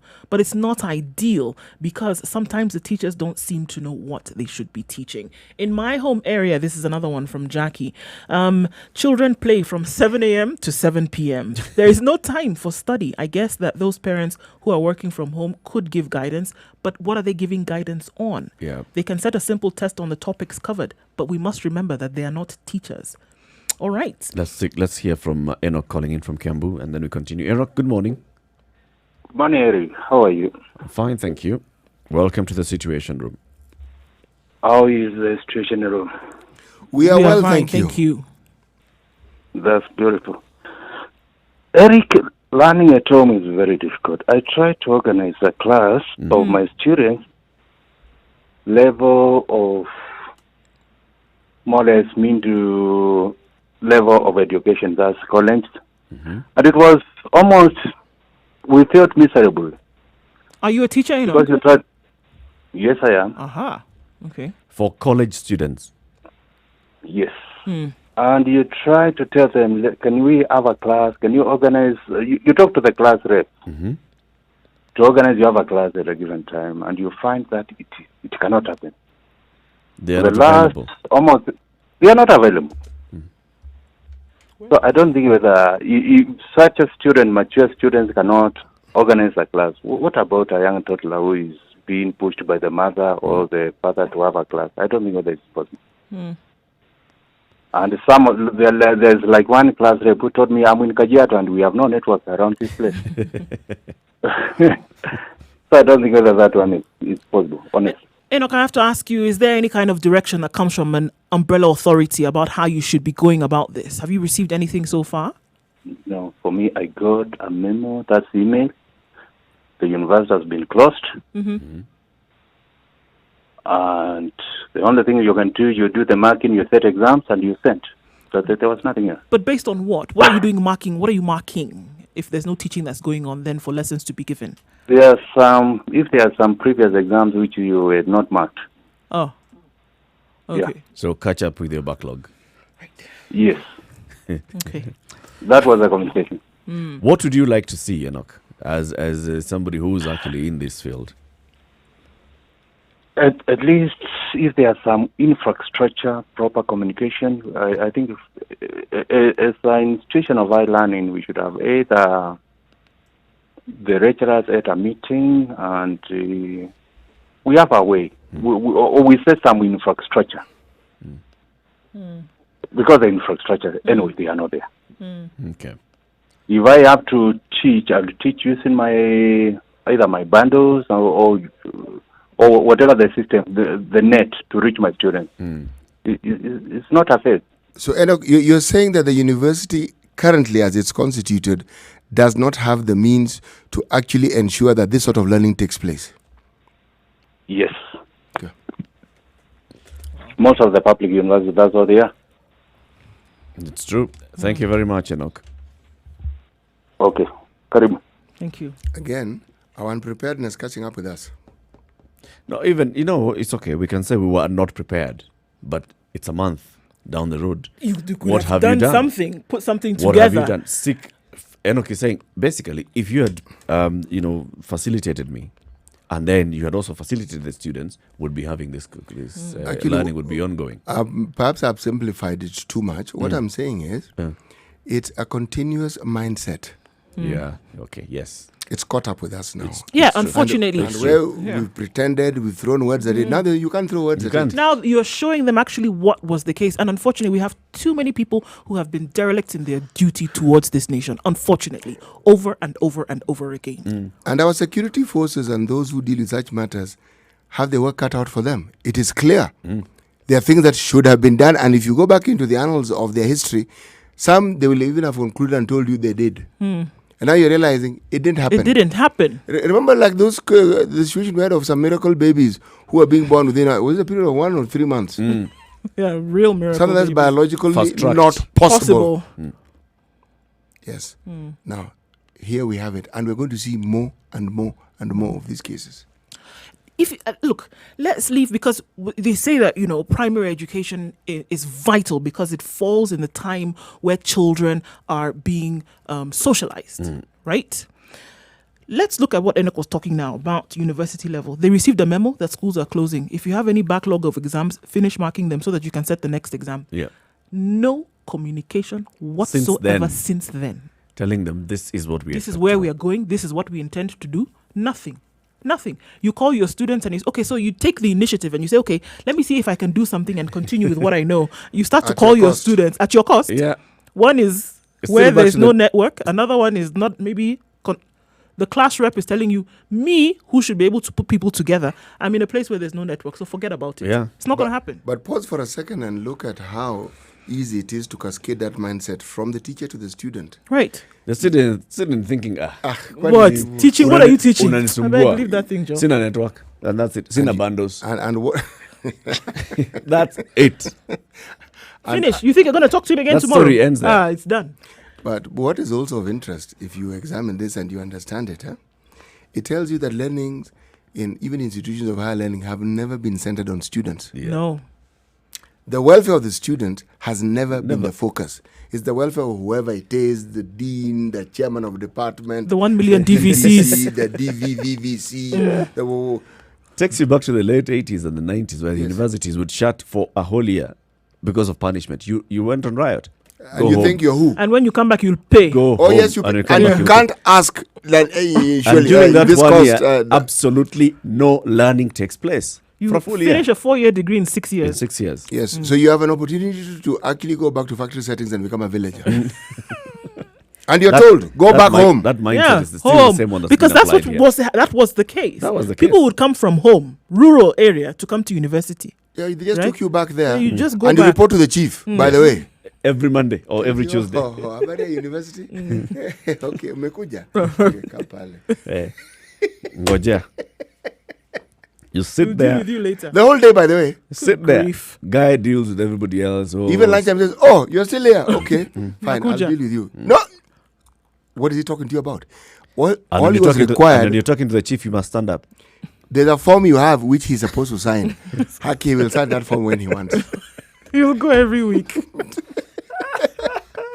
And there you miss. He'll know when you didn't come. Yes. Now you can't even be admitted back to university. No, without that form being signed. Every week must be signed. Good grief. Now, that village mate of yours who you thought you were cleverer than, the one who didn't go to school. He's the assistant administrator for the chief's office. Yes. Man, you're going to have it rough. So where will you end the university? So what are we saying essentially? In 2020, times have not changed. It's the same thing. The last 20 years and now, it's been the same thing. Close and anybody who is looking at this, let them go home. Right. Anybody who's looking at this with even slightly open eyes should realize that it's actually not a good place to be in. It really isn't. Let someone call in and tell you if they were in that era where you're told to go home and report to the chief. The stories. Hey, you'll think the guy it's a fairy tale. It's horrendous. But remember, we're talking to our friends who are visually impaired and who have other disabilities. And from their stories, in the last 30 years or so, nothing has changed. Nothing has changed. Nothing. Standard. He said Braille. Bible, Quran. End of story. End of story. Beyond that, Forget it. There's nothing. So, if the institutions of higher learning admit people who have disabilities and yet they're not prepared to accommodate their learning needs, and 30 years have gone by, you still have a reader and a voluntary assistant, end of story. So there you have it. We talked about just higher learning and saying that the focus is actually not the students, whereas it should be. Then you can juxtapose the same thing to high school. You can just to primary education, to secondary education. Is it really about the learners? It's right about through, it's about the benefits of by a the way, system. It is right through. It's right through. From the time students begin to go to school, to university, it is not It's student-centered. not about them, and No, it it's should not. be. It's And not. this is what we are saying. It should be about them. So whereas there is a break in education, there's a break in the process, it should be automatic that the thinking is, how are we going to bring in a level of continuity? Yep. It should be. See, Kenya Institute of Curriculum Development. Pause. Paused. Jackson, Yes. good morning. Eric. Good morning. Good morning. Where are you calling from this morning? From Westlands, Warupot. All right. Yeah. So I kind of feel like this teacher should take the initiative to guide the student on what exactly to do. For instance, I'm an IT trainer, and I'm offering classes for kids from age 8. And I usually have classes from 3 p.m. And actually, I don't need to remind the student to log into Zoom. I use Zoom. Despite one of there's some caller who just called and said that there is issues with Zoom, but the security issues have been fixed. And it's all about now being able to know your audience, who you are targeting. How long did it take you to get your students to actually comply and actually call in or switch on, whatever it is, without being prompted? Actually, first of all, I had to direct the parents the first lesson on how they needed to have them log into their computers using but now that's home, they have a Wi-Fi, so that's an advantage for them. Yep. And also now the parents has a know-how on how to operate these things. So they just guided the kids from day one, and now they are good to go. So anytime 3:30, I just log in the Zoom and they are just join automatically. Jackson, Like, are you I doing don't private need- tutoring or through a school? It's a private. Okay. But I'm just trying to use my example to be able to highlight some of the things maybe that teachers can make use of. But now the other challenge is now having these other kids where they do not have access to the internet, they do not have laptops, maybe the parents don't know how to operate this. Now that's where the government should come in now to offer this guidance, maybe training sort of, and also maybe offer those facilities. Yeah. Yeah. So that's how I feel about that. Thank you. Thank you very much, Jackson. Okay. You can still call in 0719012600. Post your question, your comments on our social media handles, Spice FM KE on Facebook and Spice FM KE on Twitter. We're also posting the same on Instagram. Spice FM KE is our handle. And we'll be looking at sampling some of what has been posted on social media. We need to come out of this short break. At 16 minutes after 8, is homeschooling working for you, wherever you are around the country, or from people that you know need to be in school and they ought to be homeschooling now? Is it working or is it not? Good morning.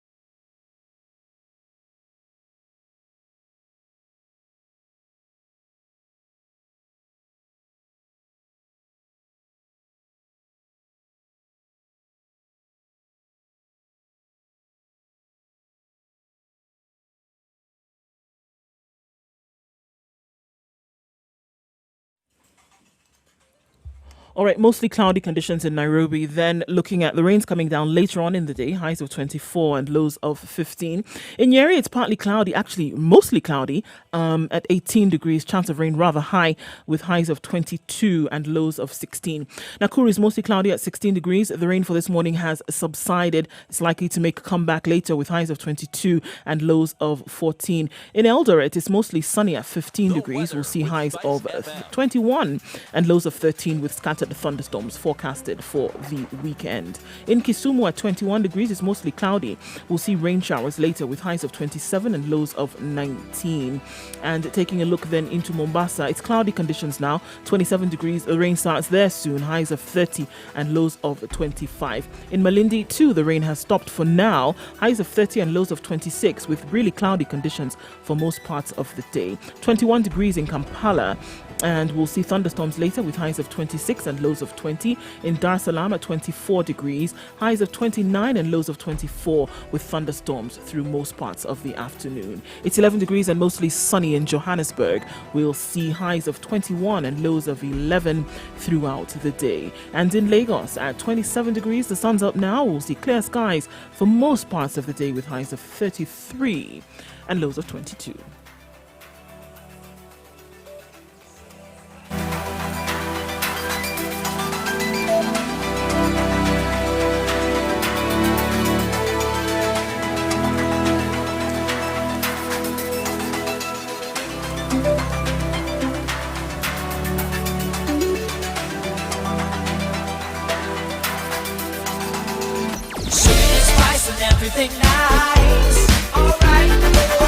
At 20 minutes after 8, all the Spice up comments your coming life. in on social media. My dear Andu, please read them. Mature, Right, so intelligent talk Democratic every countries morning. cover up their Spice up is yourself. not an exception, according to Nicholas. Kenya is carrying a basket of eggs that are yet to hatch into a disaster. COVID-19, And dancing while at right? it. COVID-19 casualties, poverty, corruption, failed education system, and the failed government. Yet they're dancing in this deep sea of confusion. We have demonstrated the level of lack of preparedness. Ivan says, how about having a multiple KICD TV and radio channels that are class-based? Ian says that sincerely, homeschooling is not working at all. Some of the areas cannot access internet. Learning on the internet is much more expensive. We as school students can learn. Here's a student. We as high school students can learn by ourselves alone. But since we left some of our learning resources at school, it cannot work. Paul, it's not working. Homeschooling, television school, market school, not unless you're a teacher. But it is actually worse. Irene says, I would help as I'm a teacher, but I find that there's no coordination. Michael, learning is good, but the question whether learning is going on or not in homes is a challenge because there's no proper guidance on how to conduct it. No one will allow anybody into his or her premises without clear information from the government. So whether learning is going on or not remains a question of speculation. Okay, let's go to Nyandarua. John. Yes, morning. How are you guys? Good morning. Fine, thank you, John. How are you? You're very fine. First of all, is to thank you for having given the disabled people a platform for those 2 days. In fact, people really appreciated that. Now, going to what you're on the platform, and what the minister should do first is to get assured that the infrastructure of e-learning is in order or is proper. Because if we go back, when the Jubilee government came into office, they brought the laptops to schools. Those laptops are kept in stores now. Some of them have never been used. Because the teachers were not prepared for it. And those who went for training went for very poor in-service courses within the localities. So it never helped them, to understand what exactly is e-learning or how to operate those computers. So that was money wasted because those things are not used by the students. Secondly, when it comes to a decision on e-learning, because the infrastructure is very poor, the minister should have delocalized, the decision on e-learning county to county. so that if we get information on every county, they will be in a position to make a decision whether this thing is viable or not. Yeah. Thirdly, not many parents have the new set of phones.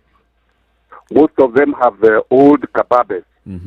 How would they be in a position to teach their children? Some of the teachers also operate with those kababe phones. Yeah. Will they be able to help the children hearing? Yeah. No. So the minister should first of all, and the ministry should ensure that the infrastructure is very much in order across the board for e-learning. But as of now, it is impossible. How about the radio programs, John? The radio programs? Yep. Radio programs can do very well. That can be the perfect way.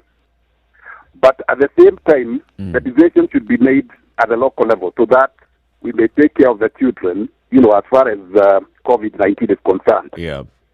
So and I don't your know how main it point will be here done is because, this decision should be... Yes, your main point here is that the decision should be localized. Exactly, they should be localized because counties have different infrastructure. Yeah, they have a lot of difference with what is happening in Nairobi. What is happening in Nakuru is different. Nyandarua has a different infrastructure. Some of the places have no electricity. So so we should delocalize the decision. Thank you very much, John. Yeah. Okay. Asante sana. More comments even coming in on social media, and there's the one where the student was saying, well, we left our learning material at school when it closed. If you look at the history of distant learning, it used to be through the post office. Meaning, you apply to this distant learning school, they send you the materials for learning through the post office. When you want to respond or when you finish your assignment, again you send them through the post office.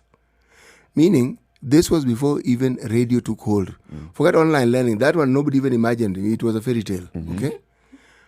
Where I'm going with this is, I'm taking it further and saying that one of the relics of colonialism were social halls. Unfortunately, it was used for drinking, social meetings, and what have you. Now, in the absence of social halls, you have churches. And you also have schools. Yep. These are spaces that people can occupy. Now, think. If you really want learning to take place in a place that is centralized and with also the social distancing, I'm saying that even within communities... It is possible. Thank you, Eric. It is possible for people to gather and still learn while still observing social distancing. You can. Good point. Vincent is a student and he's calling in from Kisumu. Good morning, Vincent. Good morning, guys. Good morning. Good morning. Morning, too. Tell us, Vincent, you're a student. Yes, actually, it is very difficult to read at home. And more so on radios. Actually, it is very difficult to raise point for clarification after listening to a certain subject. Then, more so in our place, we only have radio, so it forces me to go to our neighbors so that I can listen to those TV stations that offer lessons. What class are you in, Vincent? I am in Form 4. So you're a fourth form student. Yes. And since the school closed, have you received any communication from your school? Actually, I've not received, but they promised that they will communicate, but so far, I've not received any.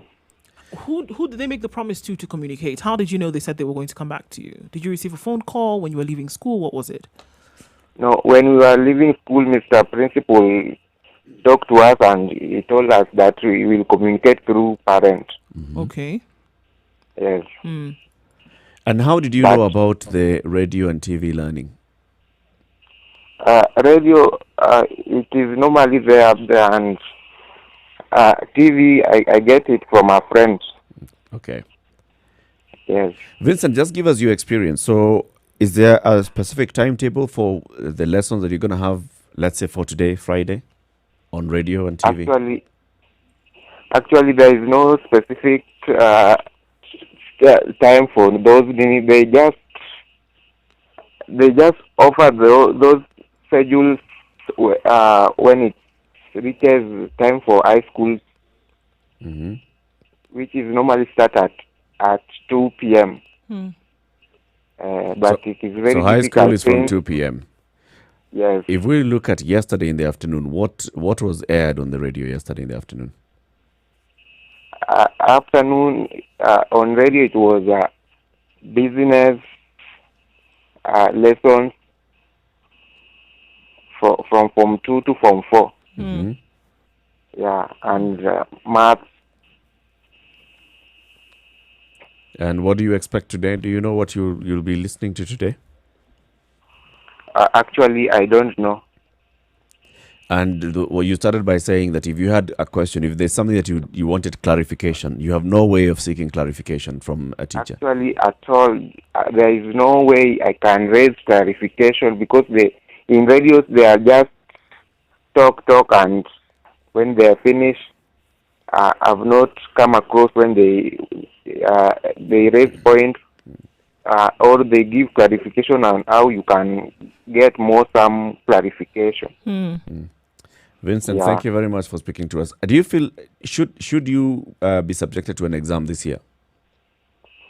Actually, according to me, the government should give us clear clarification on way forward. Okay. So that, because right now I cannot say that I'm reading and I don't know the exact time whether the exam will be there or not. So it is a big challenge. Thank you, Vincent. We wish you all the best, despite the challenging circumstances. Okay. Amos in Kisumu, good morning. Good morning, Spice FM. Hello. Good morning. Hello. Yeah, I still also want to contribute on the topic again. Yeah. I think when we look at whatever is happening in the country, we are going to have more problems later than now. If we don't accept the fact that education system must just wallow behind and let us fight the coronavirus first, then I think we're still going to lag behind. We are fighting coronavirus in the same place we want our students to learn, and the program is that they should do the exams come the end of the year. I think it's not possible because you're not going to reach to all the students for equality. Let So the students what just should we learn do? on their own.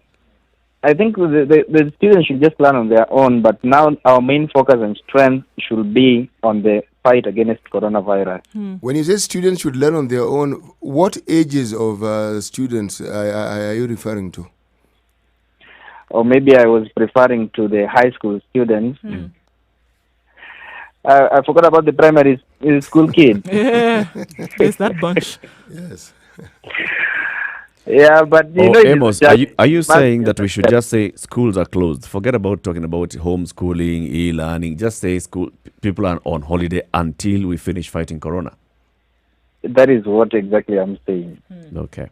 Focus on one thing. Stop juggling too many things in the air. Stop juggling too many things in the air, which is not going to help us at the end. Okay. Thank you, Amos. Anthony, also in Kisumu. Good morning. Good morning, Eric and Tim. Good morning. Morning to you. A couple of weeks ago, the CS for Education, Professor Magoha, said that we've just lost 2 weeks of first term. If the program was running normally, currently students were supposed to be on holiday for the April. Yes. Now, in the time we are on holiday, I think the government should just put strategies and measures in place. As the city rightly puts it, that distance learning in the 4 days were through social halls and post office and all that. I think those facilities are still there, albeit run down in some places, but they still exist in our society. If the government, through the education stakeholders, could just put measures in place of those delivering those materials, delocalizing them, observing that social distance and all that, because homeschooling, I think I first heard of it of some middle class thing where they don't want their kids to go to those other schools, so they do homeschooling. Yeah. In the infrastructure and the setup we have in the Kenyan society, I think it can only apply to 10%. When you go to e-learning, probably we don't have, you had that tutor saying he has a class rep who told him he's in Kajiado and stuff like that. Yeah. there are some parts of Kenya that will be completely left out if we say that that's the way to go. That's not to say we can't have a matrix. You can have places with access to internet, customize for them for that. Places with no access like Baringo, like Nyalgunga, my place, and all that stuff. Put them on social calls and post office and all that. So that we, at the end of it all, because I'm sure this pandemic is not ending when we open school in May. So we have 1 month to work out, as well as put measures in place that will, when school resume, we just say we'll have lost the 2 weeks of first term and continue for the candidates of class 8 and class whatever, form 4. So that come end of the year, everybody is at par. All is not gloom, but from how our government is going, I think it's day 38. And I read somewhere on social media that there's a template that we are updated on. Before even it reaches 3 p.m., you already know what you already know. Fellow Kenyans, in the last 24 hours. Yes, we tested 620, out of which are in Nairobi, are in Kuala, are in Meru, age bracket, and all that. So that is good. But education, in education, we have the professor. The good professor was leading one of the best institutions in higher learning in Kenya. At least we could bring some minds together, some people who have been there, like City and wherever, and make them come up with a modality. How can we reach the far-flung areas of our country, Turkana, Baringo, Nyalgunga, and all that? How can we reach Kisumu, Nairobi, Eldoret, Nakuru with access to internet? There are applications that we can do on phone, but how can we do it? Can we do a USSD for parents who have Kabambe? I see Maseno School, some math teachers doing some very good things, some Mr. Tomboya. Is doing topic 1 to topic 14 and sending it to parents via class WhatsApp and making the students print and do. And then they screenshot the same and send back. I see St. Peter's Seminar, I think, in Mukumu also do something for Form 1. So that's an initiative of the individual or respective school. If the government can now give a comprehensive directive, a 5-page, you don't read a lot, just give us a 5-page, do an advertisement, Citizen TV, they once did the apology to Magufuli. Just do us something on television that this is what we can be doing come May or come June, so that parents can prepare, and students can resume learning come May. Right now we are on holiday. We should not be talking about school. Let kids play and let them be kids. Anthony, thank you very much. Anthony. 25 minutes to 9 o'clock. This is The Situation Room. It's Kenya's biggest conversation. The conversation continues on our social media platforms. From KE, Facebook, Instagram, YouTube.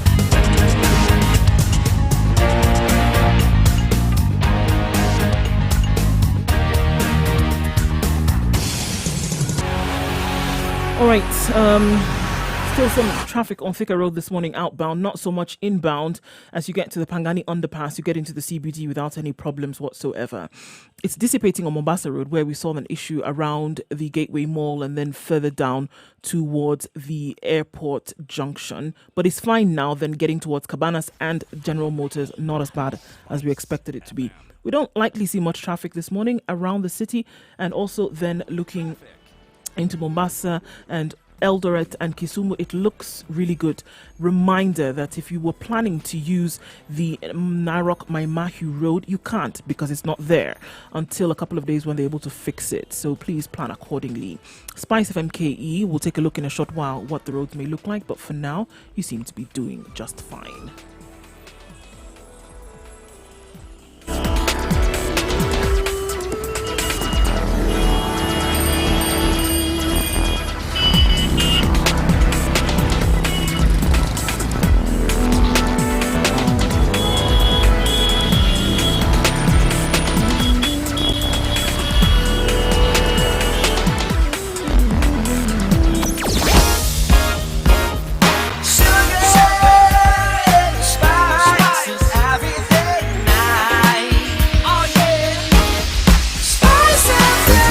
Spice up your life. This is The Situation Room. It's Kenya's biggest conversation. Now let's pivot and bring the conversation back to COVID-19 and what's happening around the country. The numbers, fellow Kenyans, we are at 320. Out of which we're being told that the highest numbers in the jump, Mombasa. It's where we're experiencing the highest number in the jumps.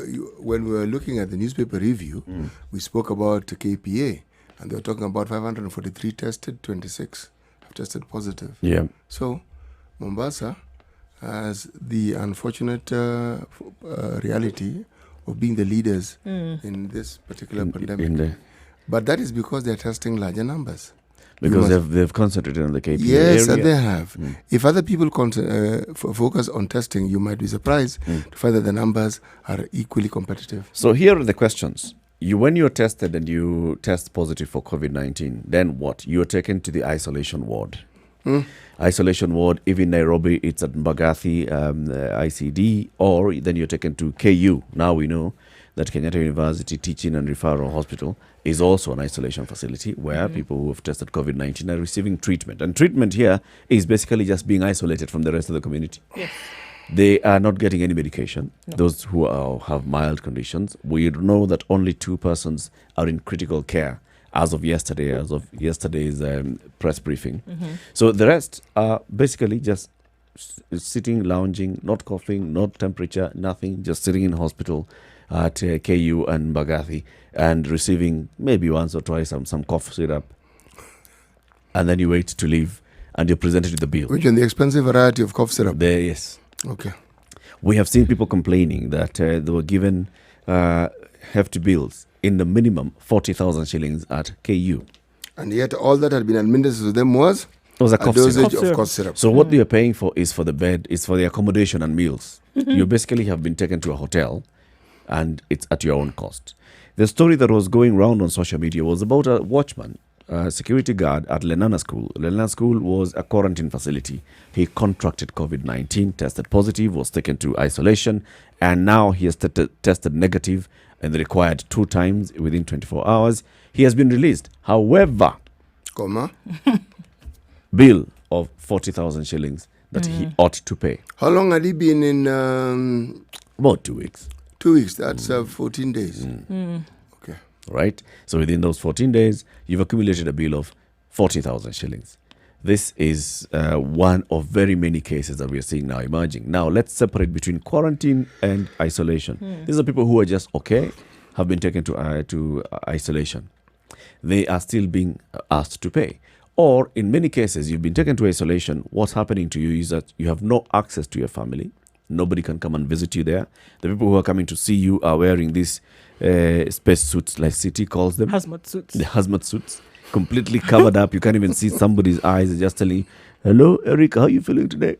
Let's take your temperature. And then they go and they bring you food and they go. So there's a mental issues that we're talking about here. You have been kept in this particular facility for 14 days with no access to the outside world. There are those who are in quarantine. You are taken to quarantine in a dormitory. You're using shared facilities. During those 14 days, if one person tests positive, all of you are extended for quarantine, another 14 days. We have been talking to people who have been there now for more than 30 days. They are going to their 42 days in quarantine. The Nation has been serializing the story of a lady who has been in quarantine. She came from Spain, arrived into the country, went into quarantine. Joyce Wangeshi stayed there 14 days. It was extended to another 14 days. And now she's on the 3rd batch of 14-day quarantine. She is going to pay at 2,000 bob a day for that quarantine. People who are being arrested around the country for flouting regulations, caught in bars, caught outside the curfew hours, caught in just on the streets, you didn't have a mask, you are not social distancing, bundled up in a police Land Rover or police vehicle and taken to a quarantine facility around the country. Those ones are also paying for themselves. Now, what has happened? The issue of COVID-19 has slowly moved from all of us fighting a common enemy called COVID-19, and it's starting to become a stigmatized issue. When you hear the minister speaking, he starts by, first of all, just lambasting everybody. Fellow Kenyans, there are those, we come up with these measures and there are those who are not listening to those measures. Remember, what you're doing is you are endangering the entire population. When you test COVID-19 and you don't know, you could be killing somebody else. So already we've been told COVID-19 is a killer. If you have COVID-19, you are killing somebody else. People have been conditioned to start feeling like COVID-19. When you have COVID-19 and you don't know and you infect somebody else, you've committed manslaughter. Yeah, there's something morally wrong with you. It's completely wrong. Right. You are, yes. So it's a punishment. It's stigmatized. It makes people now start wondering, okay, so what do I do if I present myself with these symptoms of COVID-19. The issue of if I cough, if I'm running a high temperature, what happens to me? I'm going to be taken to that isolation facility for 14 days, and then I'll come have out to pay and pay over 40,000 shillings, which I don't currently have. I'm trying to negotiate with my landlord on how I can forego paying rent for this month. Then I'll take myself to hospital. So the question that starts emerging now on the conversations on social media and other forums is, should I really know my status of COVID-19? Would I subject myself to a test for COVID-19? If subjecting myself to a test for COVID-19 is basically opening up the door for the government to subject me through 14 days of torture and anguish and financial burden, is it something that I want to do? And that's why now I want us to open up this discussion today. Would you willingly take yourself and subject yourself to a COVID-19 test? If yes, why? If no, why not? CT. When you begin by equalizing death with the disease, you may think you've taken a step forward, but in reality you haven't. Because what you are then going to do, you're going to condition someone into thinking, but I'm going to die anyway. Now, when someone thinks that way, my friend, you've actually lost that fight. Yeah. Because they're not going to give that thing any more consideration. And it ceases to become that it's an issue with curbing spread and all of that. It now is become an issue of personal attack. Yep. The issue that is of all I'm going life to deal should with. always supersede, the messaging of life should always supersede that of death. Exactly. That is an eventuality we understand. But before you get there, you can live a long, meaningful, healthy life. The message of health is not being sufficiently propagated. You don't scare people into taking correct action. That was tried with HIV with disastrous consequences. That saying that you've heard me say that a cow dies with grass in its mouth. That's what we were told. And what? Dying. So nobody's walking out of here alive. Yes. I mean, people die. I mean, okay, so we've established that one. Is there anything else you want to tell us? Now, because the initial communication for HIV on those early days was HIV is a killer. Precisely. In fact, billboards everywhere you're going. Emaciated HIV individuals. is a killer. And then emaciated people. And the messaging on radio is, this is a killer disease. If you don't take care, you will die. Songs, my friend. Were composed. Songs were composed. Yes. Ukimwi ni hatari. Yes. Kama maisha yako. Ukimwi na ua. It was actually sung by Luo, so I'm trying to sing it as well as they sang it. Oh, right, yes, okay. yes. So the idea was just get the meaning. So stop asking for many other things. But the songs were at least better in that you could hear the jingles, you could hear the song, it made sense. But trying to scare people into common sense, it doesn't work. It honestly doesn't work. It wouldn't work. It doesn't work. And in this day and age, the communication age, oh man, it'll go south. Lessons, those were difficult lessons to learn. I remember actually also we were running radio campaigns and the messaging had to end with that stuff. That the tagline for that commercial, the infomercial had to be, AIDS is a killer. It's killing, it's decimating communities. Now, you were at that end. Now tell me, how well did that work? Did it bring down the numbers? No, it didn't. But the infomercials we're making were good, man. You know, nice skit. It's a skit where this person has come in and they're saying so and so. My God, where is he now? He's in hospital. Oh my God, it's HIV. Man, we need to take care of ourselves. You see, now he's gone. And he died within 2 weeks. Now think. That's the messaging. Think if you went beyond that. And instead of the person dying, you're visiting them in hospital and they're getting well and they're on ARVs. They're improving, yes. That was a message of hope. And they come back home. And they come back home and you then have them hanging out with you again and they are well. And you're asking questions about, surely when we're talking to you, can we contact this? Is it airborne? Can you imagine how positive that message would have been? That's the thing. And I think you can go so much further when you deal with a dollop of positivity, clearly, because now the negative scares people into taking any kind of action. They become fatalistic. Absolutely. Because in this case, here we are. And with all the things that you've been able to put into chronology for us, Eric, what is the rational thinking behind anybody now? Number one, I am not, going to get tested. Forget it.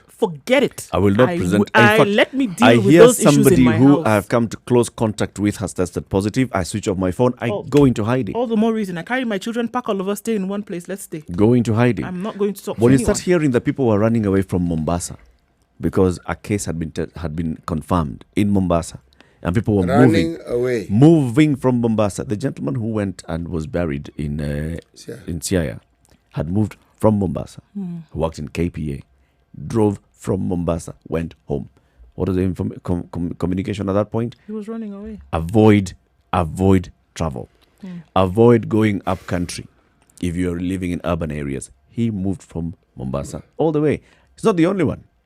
People, this whole 1.5 billion that we are giving to NIS now for tracing is because they know, the government knows. People are actually, when you hear that somebody has tested positive, next thing is you're thinking, hey, okay, they're coming for me. This is the danger. This is the danger of the communication and the way in which it has come through. And with something like this, which touches on the life itself, we have to be very careful because you're dealing with sensitivity here. And people are likely to make a decision based on the very basic information that you give them. So if that basic information that you're giving to them is not clear, number one, is not totally true, number two, and the fact that it spreads like wildfire, that is the information upon which people are going to make a decision. That's why we need to be very careful. And we started talking about this thing for some time. That's why you need to be very careful the manner in which you give this information out. And then later, as this thing progresses, you make it seem as if anybody who's going into quarantine is going in for punishment. And that's not the case. It's going in for punishment and then has to pay for it, and then is going to be separated from the ones they love and those who love them. To compound the punishment. Everything about it is punitive. Everything is punitive. So why should I go? Why? Look, if you want to look at the way the mind rationalizes things, why would I give myself up for testing? So they're coming to your estate and they're saying, we are conducting testing, just come. Please come. Then I come. And next to I them present myself. is a police truck or an NYS bus. You've tested positive, just come with your bag. Enter here. Get in here. Say goodbye to your family. It's not happening. You know, one of the things that, again, was which made the fight against HIV possible was counseling.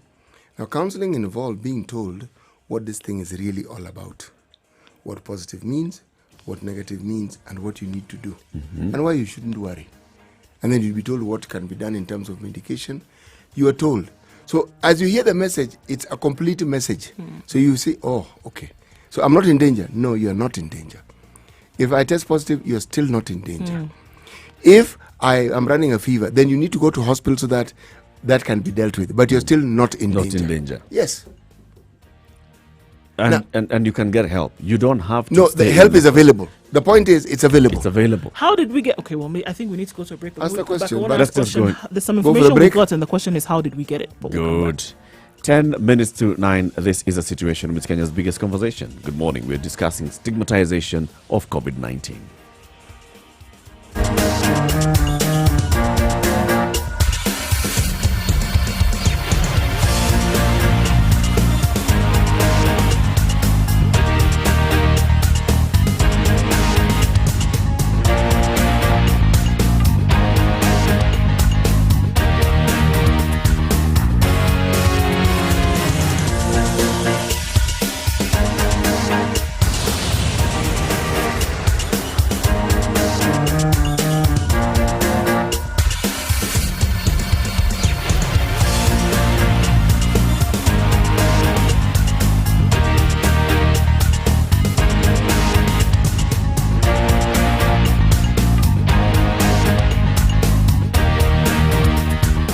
Classic soul, R&B, smooth jazz, neo soul, and nostalgic ballads. Make some noise. Yeah! You're listening to Spice FM.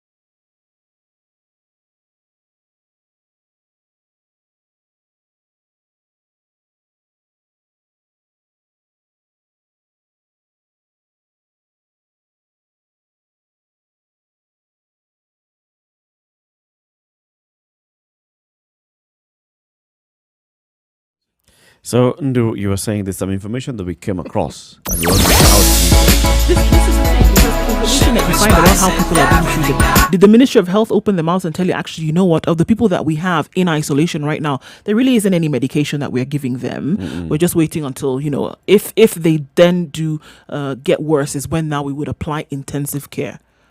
The information that came out from the individuals themselves, and somehow it made it into the public domain. And it's when they're complaining. Exactly. They're complaining. And I've it's when received they're this complaining.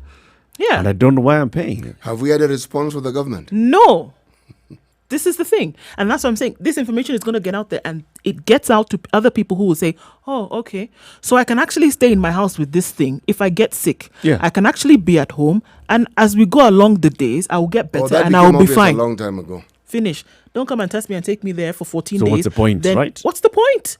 And then I I can go spend self-quarantine money at that I home. don't have. I can stay at home. I make sure that I stay home. I'm taking care of myself in the house. I get well, shikenang, and I'm fine. Some actions by the government were well meant and well intentioned for public good, for the greater public good. For example, the communication around the deputy governor of Kilifi and the fact that he had been asked to go and self-quarantine, and clearly he appeared to have allegedly, because now the case in court, we have got to use these words, allegedly flouted these regulations. But the government came out strongly and said, this man ought to be punished for what he did. The Catholic priest, again, this man ought to be punished. So the whole issue of quarantine and punishment started at that point. And then we saw that Kenyans who came back to the country within the time stipulated got into buses, and they did not even throw a fuss. They said, all right, you're taking us to quarantine? Fine, let's go. They were told you'll pay. They did not initially raise a fuss, apart from a few who said, well, this is a bit too much. Can you meet us halfway? Because I can't afford this. Went into quarantine. What happened? 14 days later, they were told, now 2 or 3 people have tested positive. You need to stay in there for another 14 days. Why? Because you people started partying, you flouted all the regulations, you committed an offense. Right. Punishment, 14 days. After the 14 days, a further punishment of 14 days is imposed on you. So what is it that we've done? We've criminalized quarantine. Now, we've also now said anybody who is caught flouting the curfew and all other measures that we've put in place, they're going to be taken to quarantine for 14 days. The messaging here is quarantine is punishment. It's basically what it is. Now, if you think about yourself, somebody has tested. Now, one of us in this, we are usually 5 of us on the situation coming to Spice FM in the morning. We observe complete social distancing. You do your 1.5 meters from me. CT is almost a kilometer away. John, our producer, there's a wall, separating a very us. thick wall between us. Amulioto, our producer, is, I don't know, on the other end of the building. Yeah. If Amulioto tested positive, how far he is from us? All of us. Quarantine. Contact tracing, quarantine for 14 days at your own cost. Hey. I say no. And should Amulioto reappear from his room and waves to me? All of us again 14 days. 14 days. Quarantine. Just it's because, not funny. Just because Amulioto, you passed Amulioto in the corridor when you're going to the bathroom. Everybody, quarantine. 14 days. Now, surely. Okay. And you're telling people that, if you feel this kind of symptoms, present yourself and we shall test you and we shall take you in for isolation. Forget it. People will self-medicate. The one thing they will also do is they will avoid any government institution as far as they possibly can. Oh, yeah. If you're passing anywhere near KMTC, you cross the road. You ask, is there another route? You cross the road. Anything like you... I just walk on cows, carry side. Cross the road. So we're opening up the phone lines for this conversation so we can have it in the next hour. Would you subject yourself to testing, COVID-19 testing? And we've also posted the same on our social media handle. Would you basically just submit yourself to COVID-19 testing? Why and why? Would you willingly submit yourself to be tested for COVID-19? Willingly. Would you willingly submit yourself for COVID-19 testing? Watch out the people at KP here. Those ones have been told, come on, guys. Because we found a number here already. Yes, you must come and you must tick a register. Now, we're just being told, we are doing voluntary public testing for COVID-19. Would you willingly subject yourself to that? Coming to the top of the hour, opening up the phone lines in the next hour, 0719-012-600. Participate in the poll as well. The poll has been posted on Twitter at SpiceFMKE. Would you willingly submit yourself to be tested for COVID-19? You can either just choose yes or no, and we'll give the results at the end of this show. City? If you carry the egg basket, please, that's my addition, do not dance. If you carry the egg basket, do not dance. I found this interesting. Tell us again, this community. Think about it. This community are called the Ambede. Ambede. Yes. If you are to go by anthropological descriptions that emanate from the West, you start by saying they are Bantu. Okay? So I'm not going that route. I'm simply saying that they are found in central Congo, Brazzaville, and in Gabon. But this isn't new on this continent. No. It isn't even new in other parts of the world where a certain boundary that was created just cuts through an entire community in half. Yeah. So you find some on this other side, some on the other side.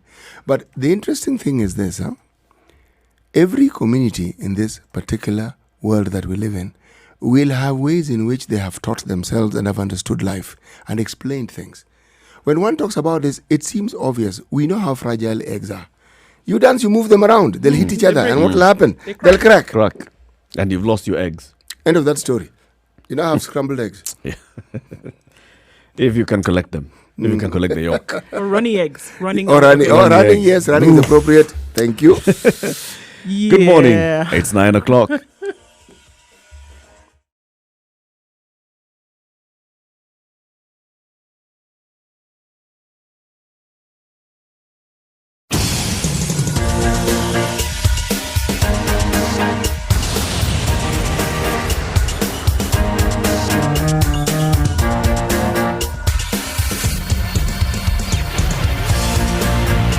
Right, so it's looking really good around the city today. Not much, just a little bit that we saw spots on Thika Road and some parts of Mombasa Road.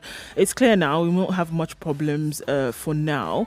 It might pick up later on in the day, but for now it looks really good, guys. I know a lot of people are working from home. Those who try to get out of the city have been told to go back home. So all's good, all's fair in curfew and roadblocks. SpiceFMKE is how you can reach us on Twitter, just in case you see anything that we should know about.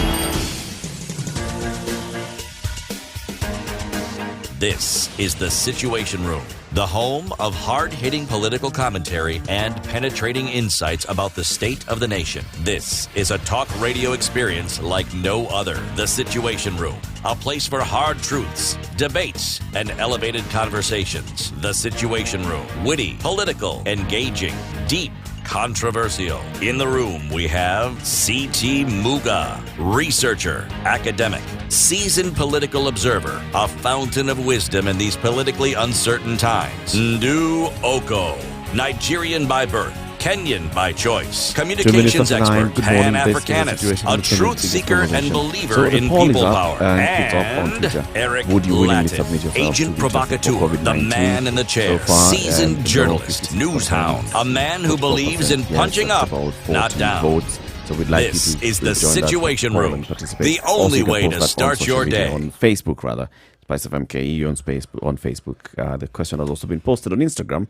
Spice of MKE, would you willingly submit yourself to COVID-19 test? Why are we asking this? Because it's emerging now that the issue of COVID-19 is being criminalized. There are very many criminal elements. In fact, the Ministry of Health and the Emergency Response Committee has admitted this. And now they came out and said, look, we have seen very many cases where it's appearing as if having COVID-19 is a criminal offense, and this should not be the case. People being arrested from wherever they are and being bundled up and being threatened with quarantine. You shall be taken to quarantine for 14 days and you shall pay. If you don't give me a bribe, you will go to quarantine for 14 days.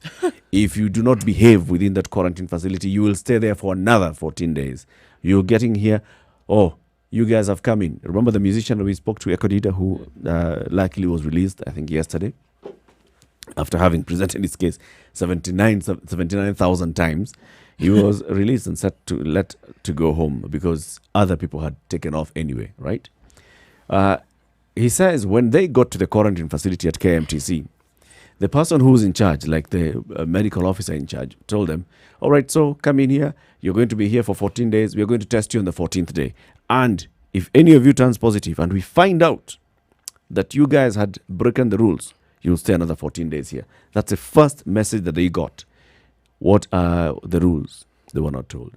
How should we interact with one another? They were not told. How do we interact with you, the officials? They were not told. The only thing they were told is you're here for 14 days. We'll test you on the 14th day. If you test positive, out.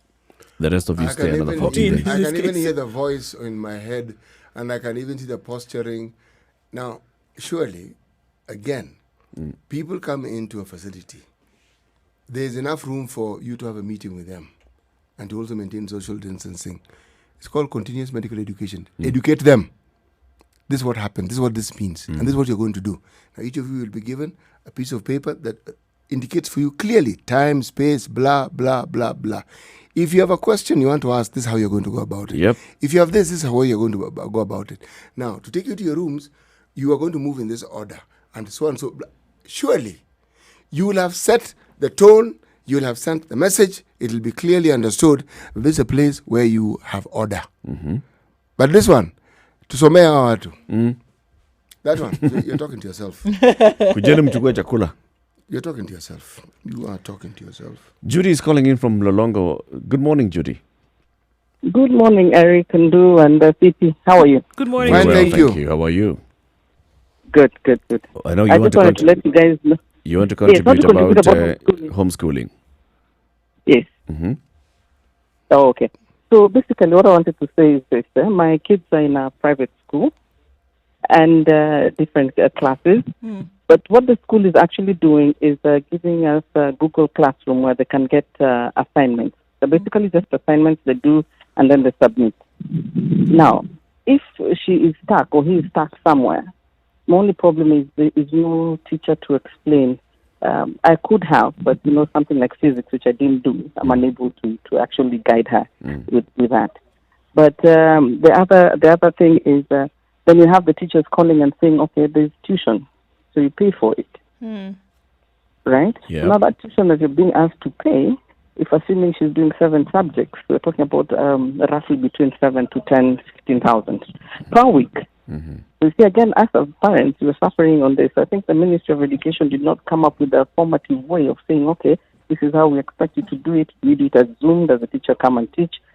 As opposed to us parents, again, removing money and saying, okay, tuition for this subject and this subject. Yeah. Right? So that is a challenge for me as a parent because, again, we can't afford it. It brings in a cost element as well. Judy, can I ask you, Exactly. are you working from home? No, I'm not working from home. No. Okay, so then how So are you that's able another to... challenge. It's another challenge, right? So how then are you able to supervise, in quotes, if your children, are in class, different classes, as you said? Let's call it assist the student. Oh, assist. Okay, let's use assist. So how are you able to assist? And like you said, you have different children in different classes. So that means there are different times when they're going to be in class, right? So how are you able to assist now that you're not in class, or rather at home?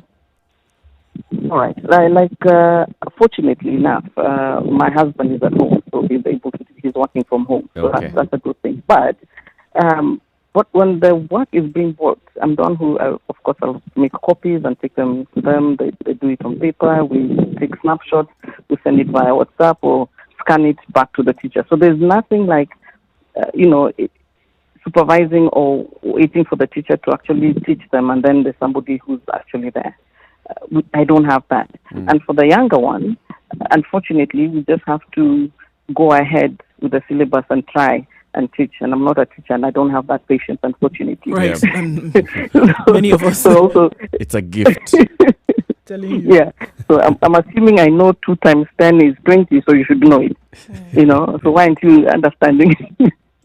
So those are the challenges we as parents we are facing. And if there's somewhere, as opposed to the teacher, if the teacher can do Zoom, and teach my daughter or my son, then they should do it as a classroom and have an hour or two of a certain subject, and don't ask me to pay extra. Indeed. I see. Yeah, it's true. Judy, thank you very much for your contribution. Thank you. One last thing I want to say. You guys are a wake-up call at home, so when you hear the station has started, you know it's time to get moving. Fantastic. Thanks so much, Judy. Have a good day. Before we let you go, right, Judy, bye-bye. let's talk a bit about COVID-19. Yes. And how do you feel about subjecting yourself to a COVID-19 test?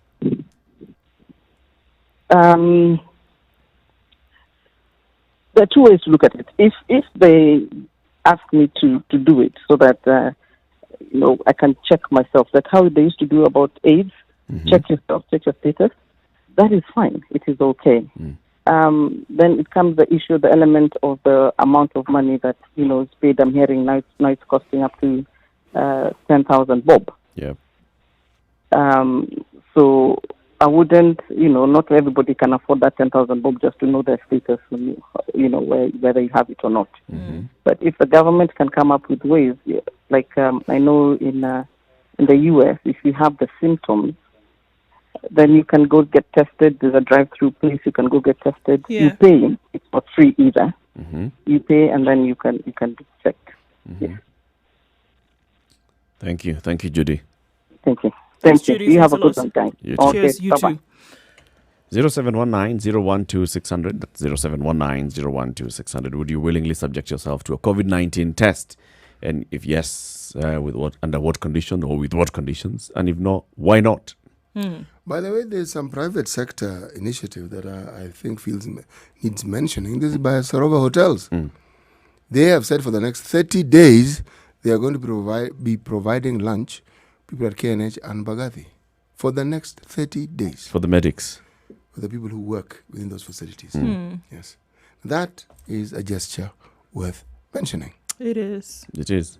It's a good initiative. So you don't have to worry about whether you're going to eat or not. It's a good initiative. It's a good initiative.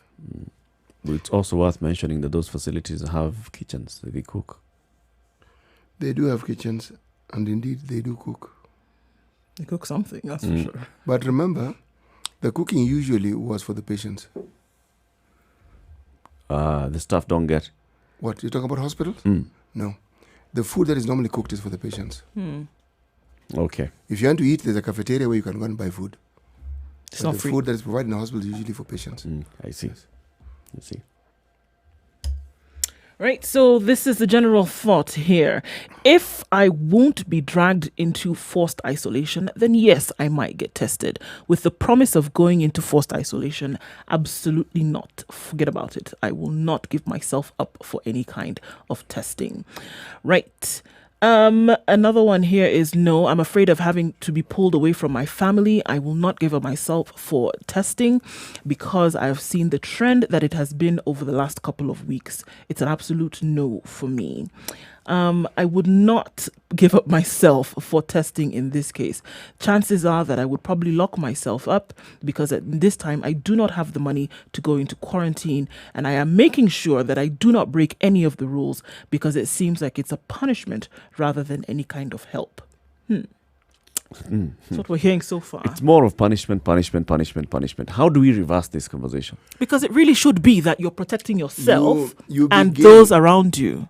Anyone who is in front line, for instance, part of the training should be counseling them to counsel themselves and to also counsel those they come into contact with. So before they even shove those funny looking things up your nostril and then down your throat, they should counsel you. Not 2 seconds talk of, this is what I'm going to do.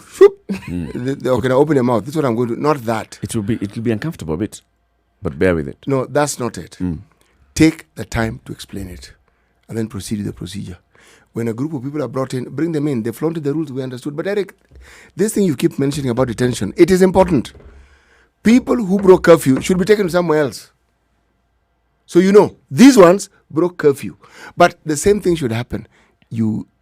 It doesn't matter what the situation is, but get these people tested so that even going in, so-and-so is positive, so-and-so Test them when you're taking them in. Yes! so that You can immediately separate them even after further. those 24 hours, test again, so you know. Toby in Nairobi, good morning. Morning. Welcome to the how are Situation you? Room. We're fine, thank you. Thank you very much. How are you all at the studio? We are Very well, thank you. Yes, so mine is just a contribution on the current happening, Mm. and I think the biggest challenge we have is the communication. That is communication from the Ministry of Health to the public on the coronavirus disease. I think the messaging should be more positive than negative, because I think the way the human brain works is that if the more you tell them this thing is bad, the more they want to try out and see, okay, how bad is it? And then in terms of getting people to comply, the messaging should be more of what is good about this thing. If we comply, what good do we as a society have at the end of it all? So, for example, the issue of quarantine, much as it's a good thing and it helps us control the disease, the messaging around why you are taken to quarantine and how you are treated in quarantine should be choreographed, in my view. It should not just be well done, but also seen to be well done. That's my contribution this morning. How so? How would you consider it well done? Well, first, I know according to the law, this thing should not be at the cost of the person who is taken there. It's actually supposed to be at the cost of government. And in this era where we are told 40 billion is already spent, you wonder how it will be spent without some of those basics being covered. Then in terms of how the treatment within the facilities, I think the facilities should be made much better. I don't think it's an issue of, because KMTC, for example, is not a bad place. But in terms of the effort that goes into the facility itself to provide the amenities, to provide food, makes the difference. Yeah. So if the conditions there would be made better, the messaging from the health workers that man the place would be patterned in such a way that it resonates with the public, then I think we would have better results. Thank you. Thank you very much, Toby. Thank you. 16 minutes after 9. This is a Situation Room. It's Kenya's biggest conversation. Would you willingly subject yourself to a COVID-19 test? And you know what that means, that if you test positive, you'll be taken into isolation. Isolation, you either go into a public or you may choose to go into a private facility. If you go to private, you pay. If you go to public, you also pay. Those that have been in contact with you will be taken into quarantine. And they will also pay. And they'll also pay. Now, knowing that, armed with that information, would you willingly subject yourself to a COVID-19 test? 0719 012 600.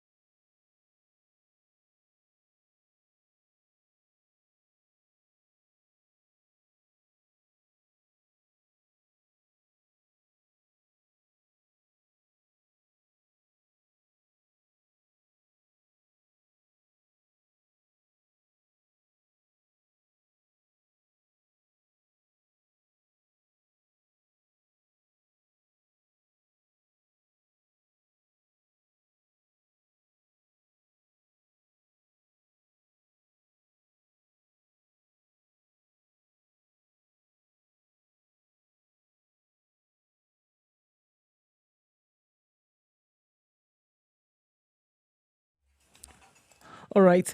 Mostly cloudy conditions in Nairobi, warming up a little bit at 19 degrees. We're going to see rain come back in later, though, with highs of 24 and lows of 15. It's cloudy in Nyeri at 19 degrees. We'll see highs of 23 and lows of 16. Yes, thunderstorms in the afternoon. And then we're looking into Nakuru, where it's 18 degrees and mostly cloudy. Rain expected early on, 22 degrees high and lows of 14. Mostly sunny in Eldoret now. When the morning rain has ended, it'll come back though later. 21 degrees the high and lows of 13. Kisumu's at 22 degrees and partly cloudy. We'll see rain later on with highs of 27 and lows of 19. It's mostly cloudy in Mombasa with the early morning rain having ended at 28 degrees. We'll see highs of 30 and lows of 26 with an afternoon and a weekend of rain. Malindi will be mostly cloudy this morning, but then sunny conditions coming in the afternoon. Rain will make its debut tonight. Highs of 30 and lows of 26 through the day. In Kampala, 22 degrees is partly cloudy. Highs of 26 and lows of 22 with thunderstorms later on. Dar es Salaam is mostly cloudy this morning, also promising rain shortly. Highs of 29 and lows of 24. In Joburg, it's mostly sunny at 12 degrees. We'll see highs of 21 and lows of 11 through the day. In Lagos, at 27 degrees, we'll see highs of 33 and lows of 26. Paris at 14 degrees is sunny all through with highs of 25 and lows of 11. And in New York, it's raining this morning at 7 degrees, highs of 11 and lows of 6 will likely be through the weekend as well. And finally in London, 9 degrees and sunny conditions through the day, highs of 22 and lows of 7.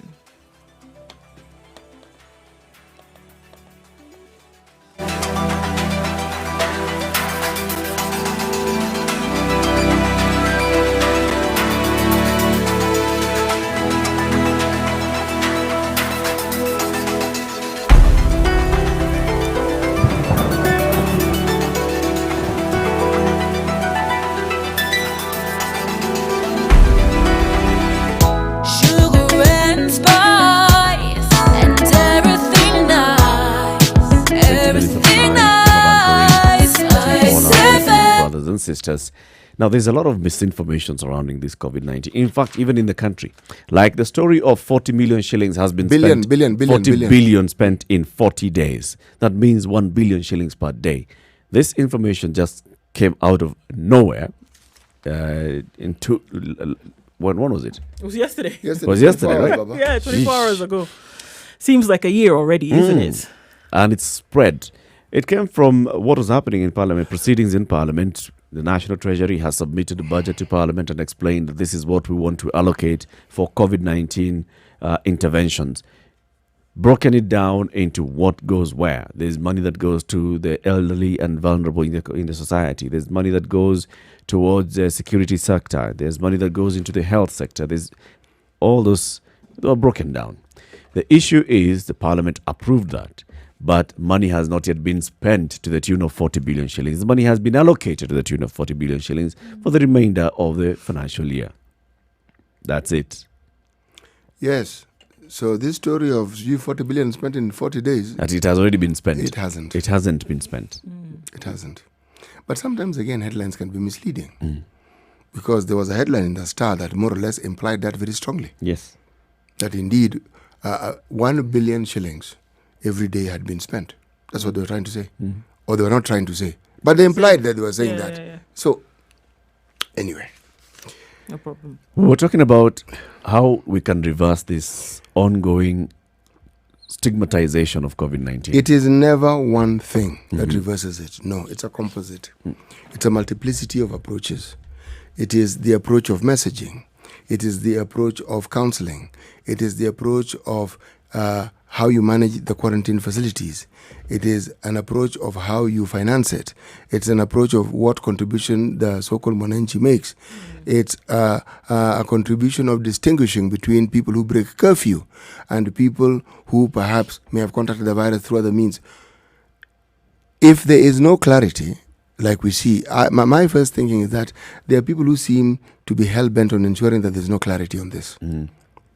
Because what are we discussing here that is really so complicated that can't be explained simply? What is it? Nothing, really. Precisely. But also it's a mindset. It's a mindset. When a government's mindset is to punish, right? It's punitive. It's punitive. It's to punish. It's to enforce, just like we were talking about the colonial relics that are living on up to today. The government's mindset is to enforce draconianly. Then their mindset is punish. The first thing that you hear of is you shall be punished. Police officers are sent to identify people who have come into contact with somebody who has tested positive. Police officers are the ones who are coming to arrest you and putting you into a Land Rover. We saw videos, clips of that. A family that was visited by police officers, and they were saying, look, we have traced this particular young lady, and she came into contact with somebody, and she needs to go into quarantine. We pointed our fingers correctly when we said that the police were not helping in this fight. Or at least those who were hell-bent on doing what they saw fit and what they saw as an opportunity to make money. But in the same way, again, with HIV, some of the biggest hindrances to the fight against HIV were the healthcare providers. How? Well, one, you see, stigma doesn't just spread to those who are tested. It's for those who also care for them. Now, COVID is even worse because we are not sure about this transmission through the air. We're not sure. Okay? Then we are not sure about these droplets and touch. What do you mean? Then we're not sure about the efficacy of the PPEs. Then we're not sure about the kits, the testing kits that are available. There are many things we're not sure about. That is not a good state to be in if you're dealing with a common enemy. You're not sure. And that seems to be the thread that is commonly holding this setup together. You start with the health care providers, because all the things I've said, if it's counseling, if it's talking to the would-be patients or patients, it's them who are going to do it. Start with them. If their mind is at ease and they know that their bases are covered, they then don't have to worry about other things. They can focus on what they're supposed to do.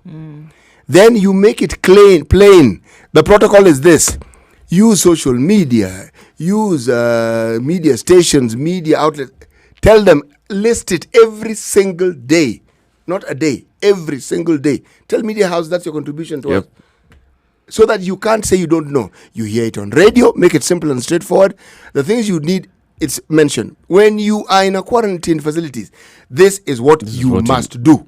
You are told. When you get there, it is provided for you. Put it online so that no one has Everybody knows. By the time you're getting into quarantine, you already know. You cannot say You know what to expect. You know what to expect. You know what the guidelines You know are. those SMSs we keep getting? Let it be an SMS that is sent daily, not every other day, daily. Saturated, so that people cannot say, I didn't know. No, you do know. Now, from that point onwards, then the explanation as to why you're in quarantine, even if you think you don't know, you'll be told. And you'll be told, the rules here are as follows. Blah, blah, blah, blah, blah, blah. Full stop. Every morning, you may call it indoctrination. You need to repeat it until someone is fed up and someone has internalized it. Yes, and people know. People know it. Zachary. Hey, hi. Good morning, guys. Good morning. How is Nakuru? Oh, Nakuru is good, and people are now starting to come under the fatigue of this thing, yeah? And, you are actually having a good discussion that what you are looking into the stigmatization of this disease, yeah? Yeah.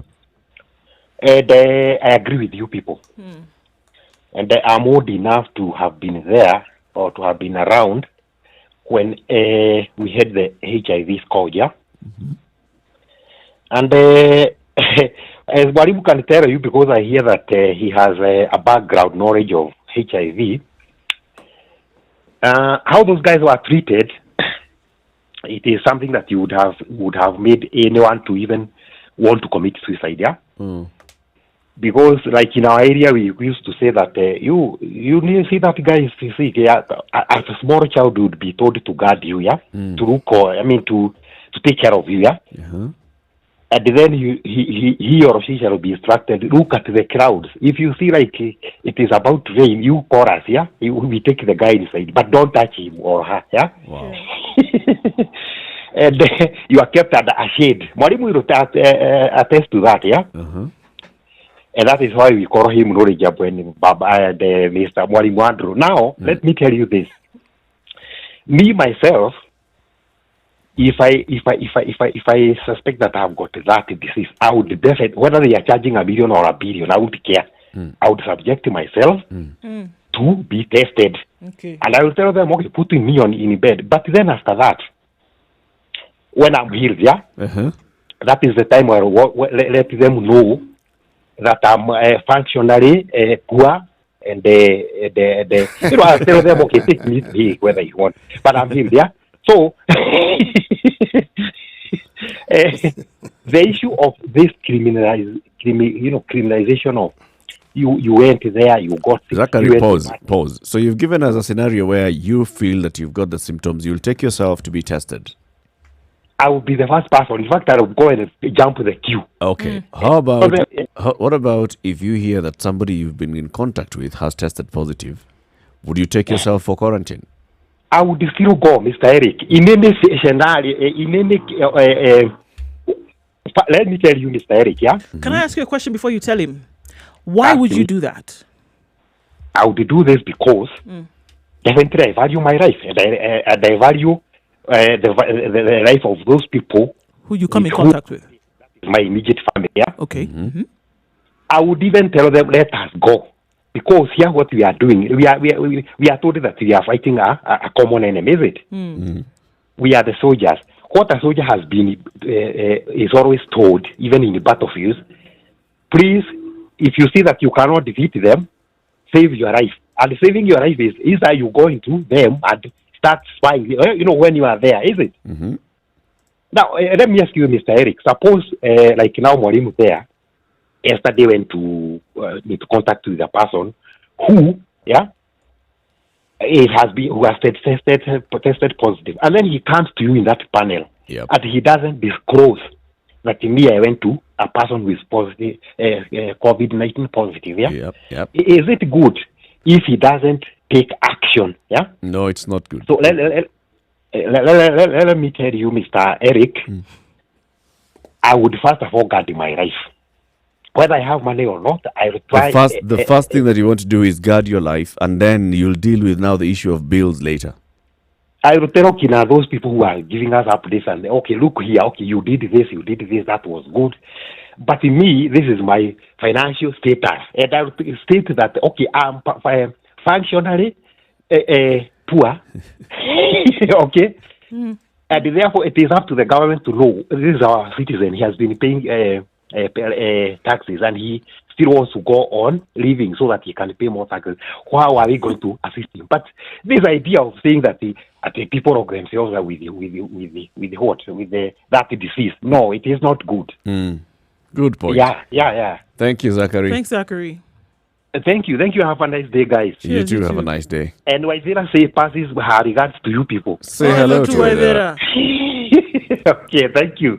9:30. It's a Situation Room, Kenya's biggest conversation. 0719-012-600. Would you willingly subject yourself to a COVID-19 test? Let's take a look at traffic.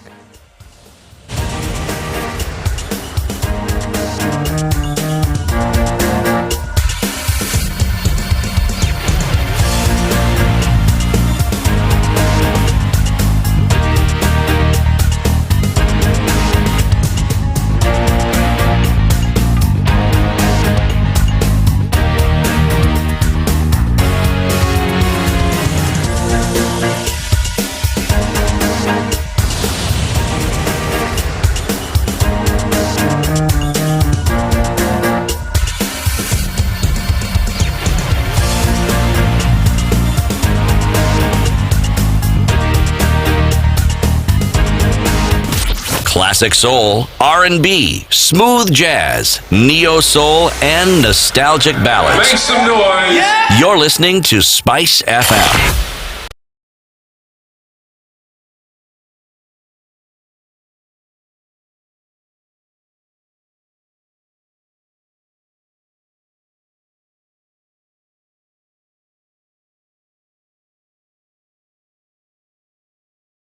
All right, is it looking any different? Really not. On our streets, it's good. It's good today. It's not giving us any problems. Thika Road traffic, though, we have two problems here. Outbound, there's some issues, and the bridge works continue, or in some cases don't continue. So this causing traffic as you try to navigate your way in and out. So that's the only thing that's causing some problems for us there. But apart from that, everything else looks really good. Coming off from Gong Road, Langata Road, Mombasa Road and into the city centre and out as well, not much of a problem today. We'll see what it looks like in the evening, but for now, remain safe. Put on your masks for your safety and that of others, and make sure you're home by 7.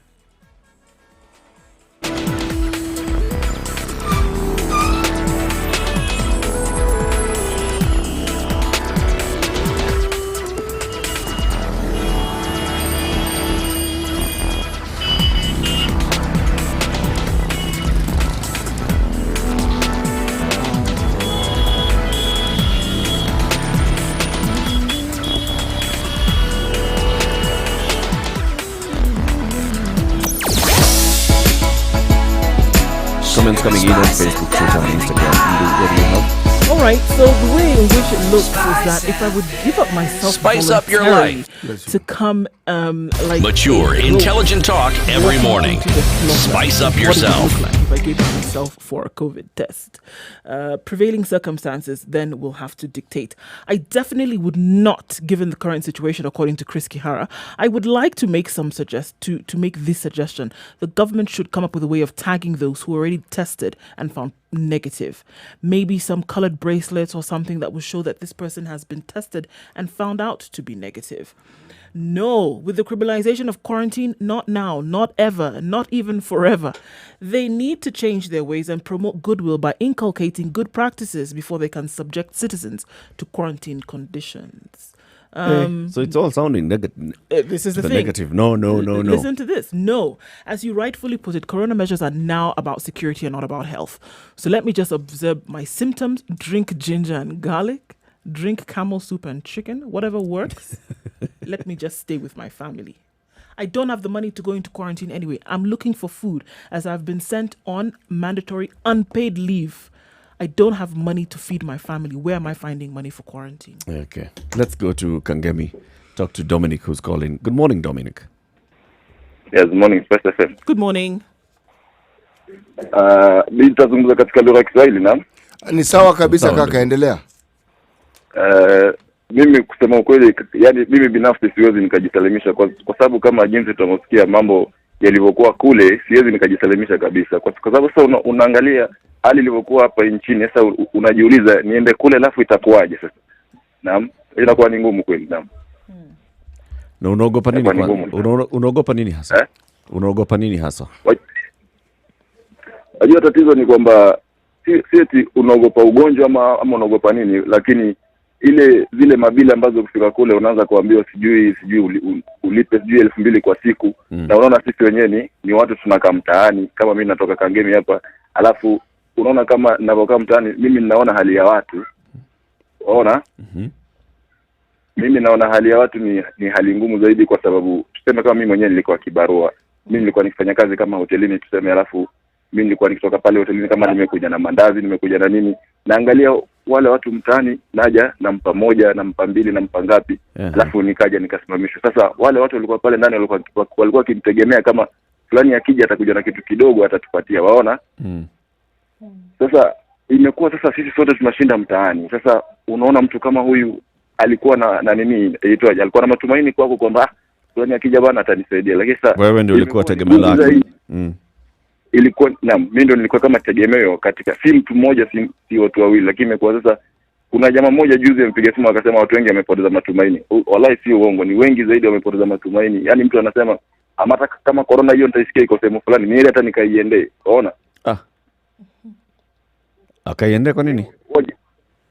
Wajua, okay, mimi nakaa mtaani na nakutana na watu wengi zaidi, vijana ambao mimi ni kijana, mimi nakutana na vijana wengine, unasikia mtu anasema mimi tokea serikali tangaze mambo na kwamba watu wakae nyumbani, mimi sijafanya kazi abadan muda wote huu. Sasa inakuwa ni ngumu sana katika mtu kama huyu, ukija kumwambia kwamba eti corona, halafu anakuambia bro, sasa kama maisha ni kama haya itakuwaje?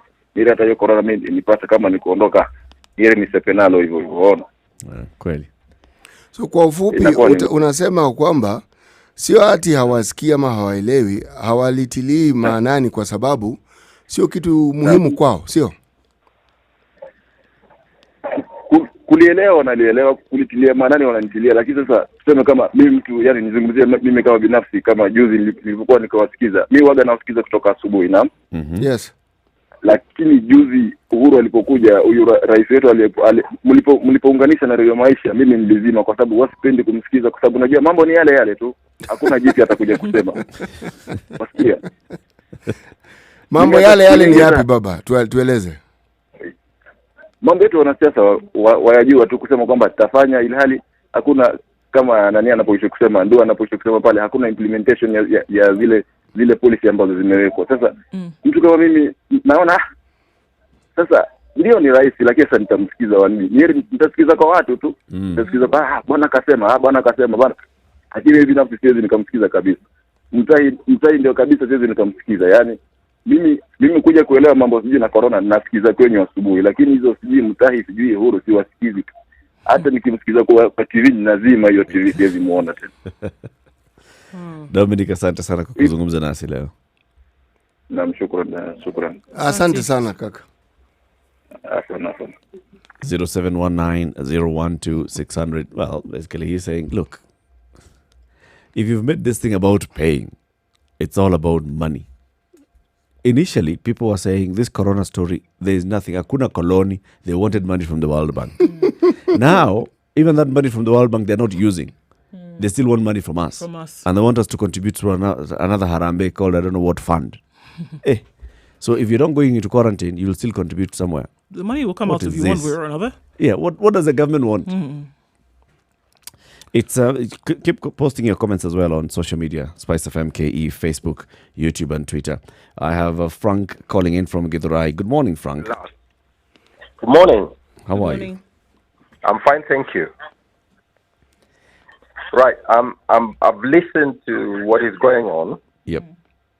And what I'm saying, I've just heard that fella from Kangemi what he has said. Mm-hmm.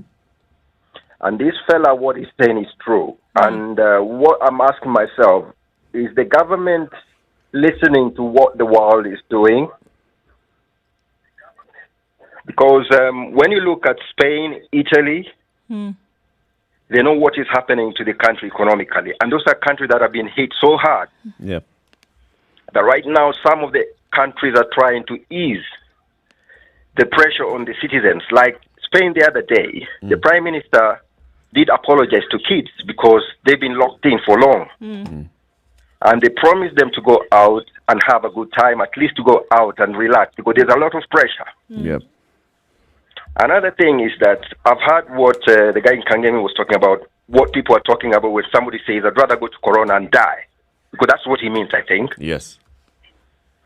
Is the government looking into the pressure that is in the families now? Because right now what is happening, there's a lot of pressure in the family.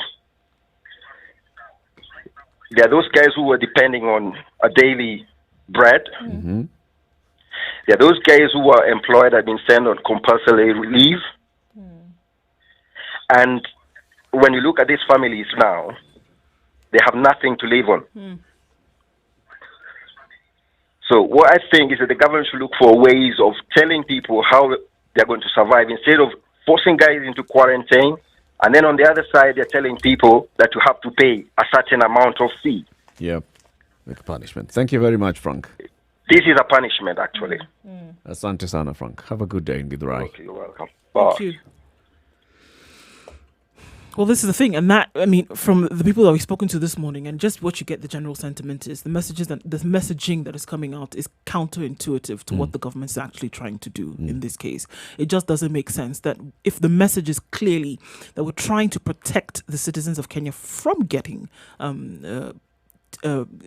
corona or getting COVID-19, but then what you're actually telling them is that you'll be punished if you don't adhere to the rules. The likelihood of COVID spreading even further now becomes greater by the messaging that you send out, because they will not come forward. They will not come They forward. will not present themselves. With all the channels that you have now said are open for you to come and talk to us, guess what? They will not talk to us. By the one action that you put in place of saying, you know what, you don't behave, you're going into quarantine. I know this has to be a continuous conversation, huh? Not you come up with some plan and that is the one shoe that fits all. No.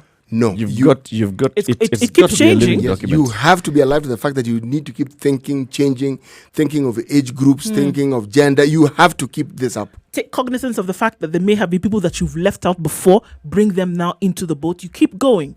If you get the reminder that, yes, we've forgotten a certain group of people, there's nothing wrong with including them as you go along. And there's nothing wrong Crispin with in Kibra. Carry on. Crispin. Hello. Good Yes. Hello. Good morning. Good morning. Good morning, Crispin.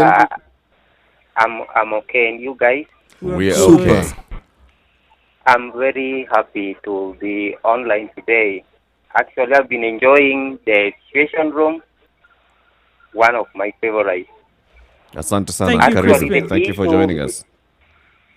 Actually, the issue of submitting oneself to COVID-19 test is something that is crucial, that anyone should actually try as much as possible and do it voluntarily without any force. But now something that's wrong here, the criminalization of quarantine centers is what is now making this thing to be not that very good to people.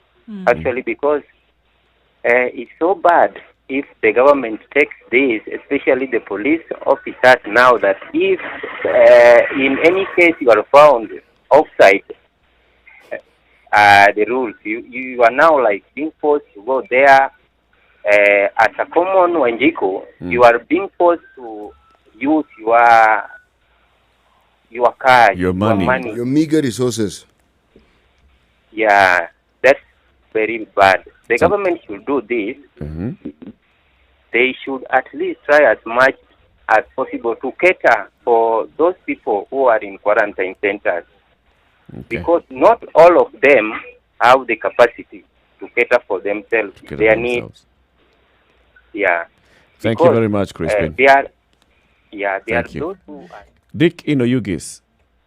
Yes. Good morning. Well, yes Morning. to you, Dick. How How are you today? I'm quite okay.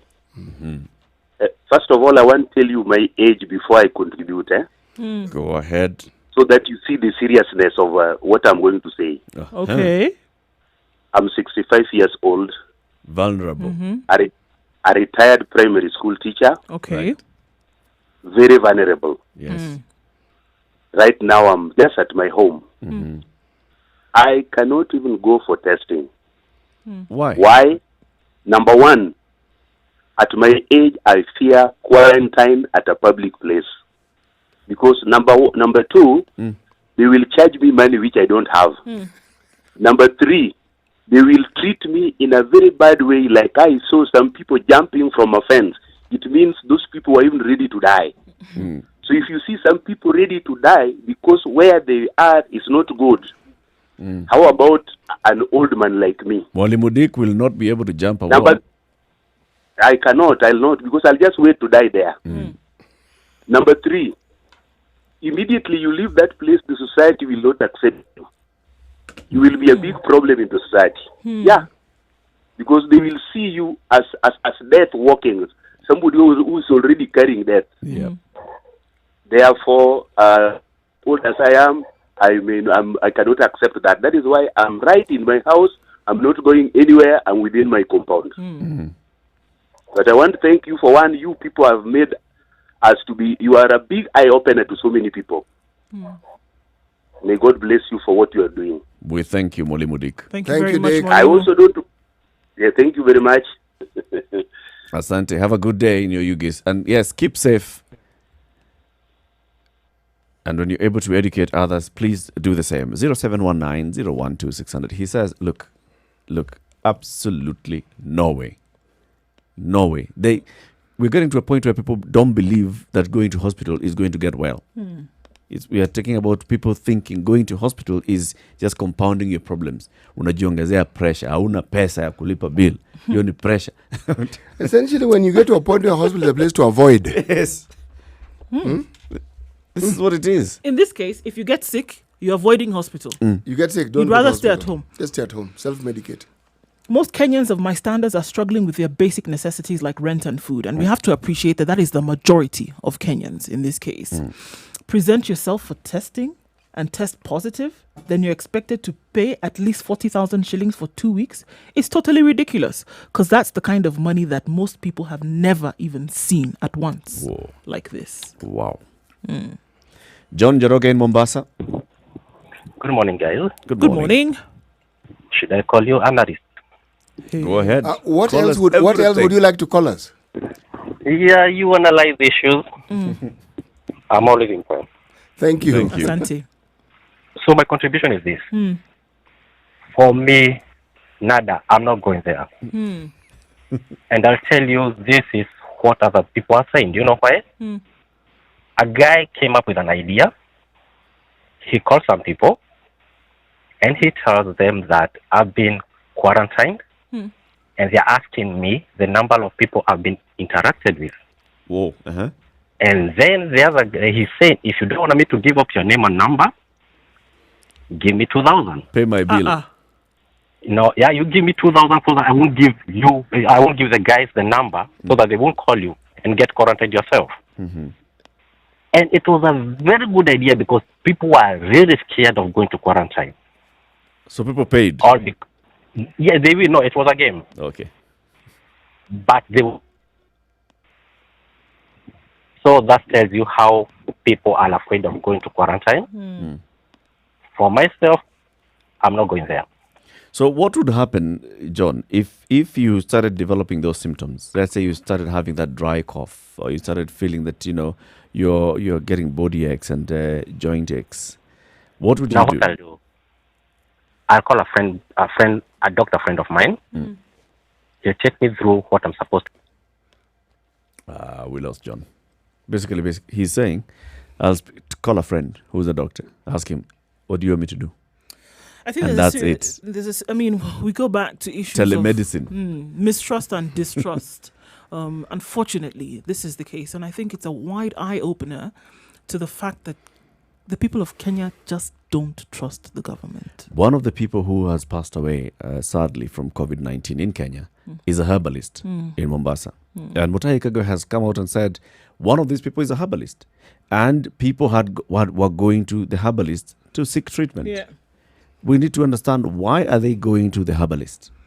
You see, the thing is here that people are not really... And we've also now, Mutahi Kagwe comes out and says, look, even herbalists are trying to make money out of this COVID-19. Yeah, but Maybe not. People are not... This is the thing here. People are not necessarily listening to what the government is saying. It is the government that is saying it. That's the reason why they're not listening. Do you see? It is government who is saying 1, 2, 3, and the manner in which they're operating is enough for me not to listen to what they are saying. Yes. That's John the is problem. back.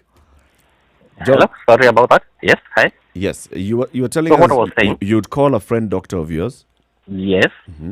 And ask him to tell me how am I supposed to deal with the virus. And because I want to be well and I don't want to infect anybody, I listen and do that exactly at my place. Because going to quarantine, you're exposing yourself to even more. You become even more susceptible to getting the virus.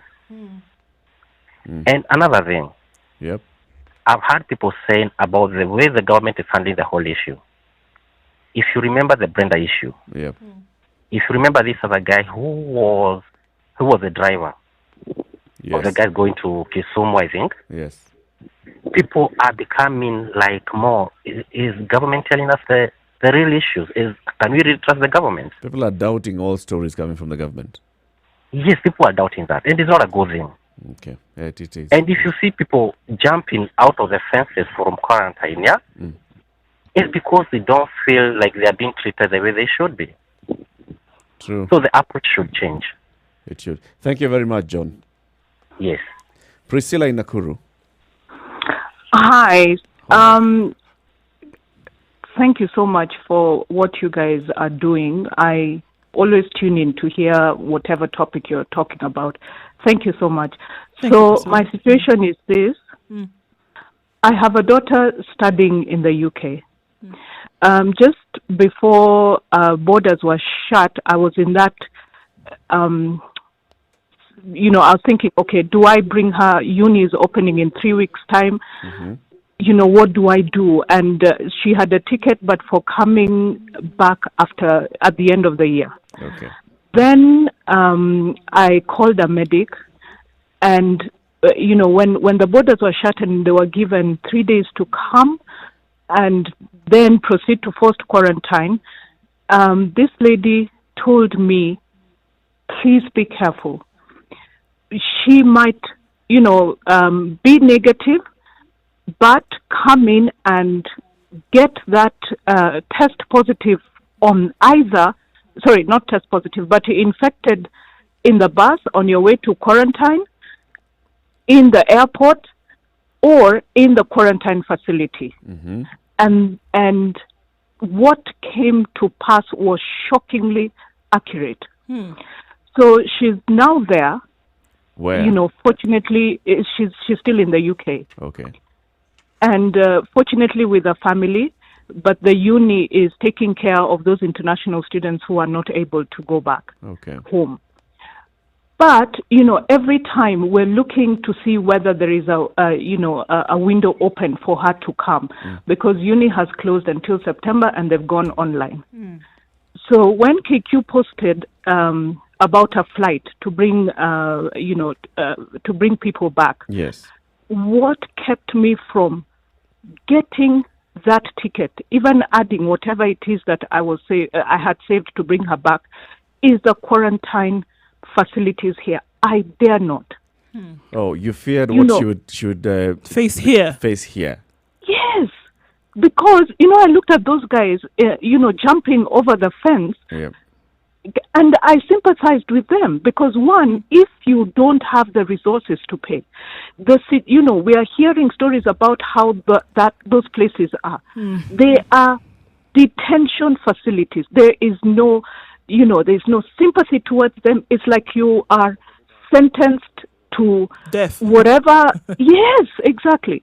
So I've been telling my daughter, please, until I am sure about the quarantine facilities, because I understand, the whole idea behind quarantine facilities. I totally get it. But until they change our mindset, not our mindset, until they change mindset.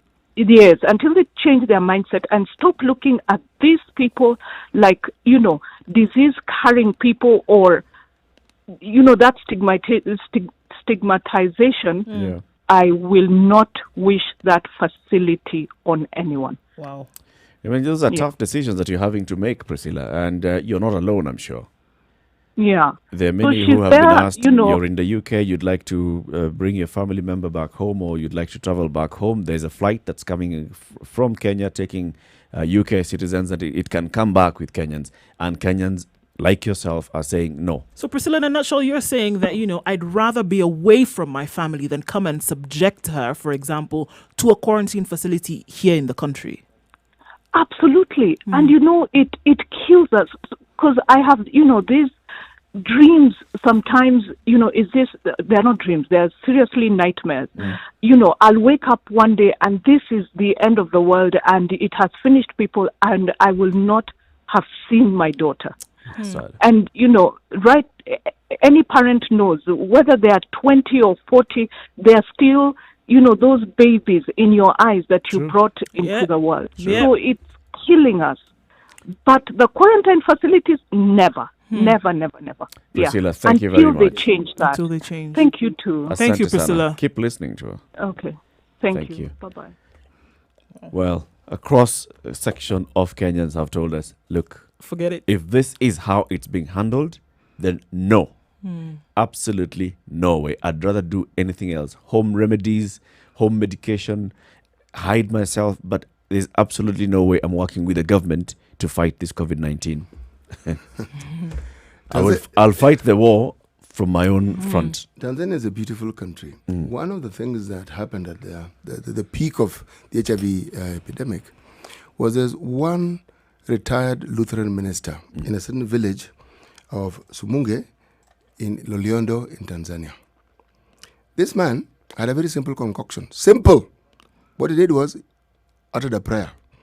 But he accompanied this prayer with offering in a cup the cooled, boiled roots of the Mugariga tree.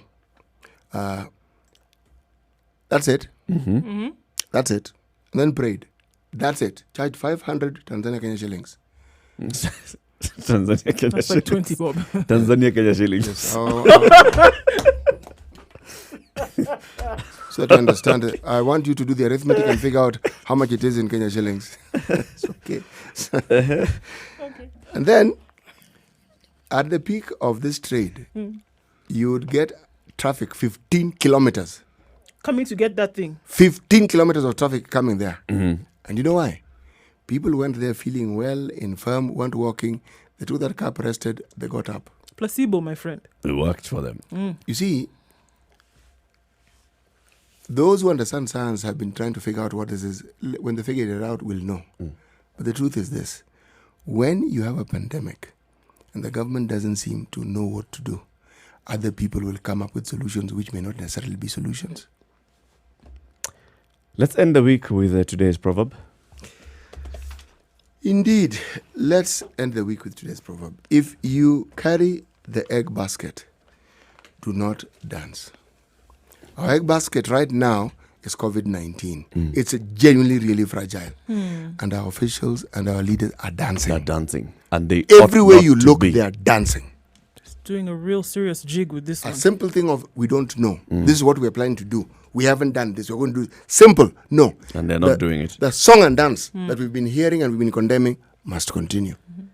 Let's end on a light note. Earlier this week, when the president was speaking to Swahili radio journalists, he was asked a question, what is one of the things that you see coming out of at the end of COVID-19? And he said, you know what, I'm seeing it even on social media, what's going to happen is we'll have an increase in the number of pregnancies and babies. In fact, I went to Pumwani and I thought what we ought to do is increase the capacity of Pumwani. Listen to this.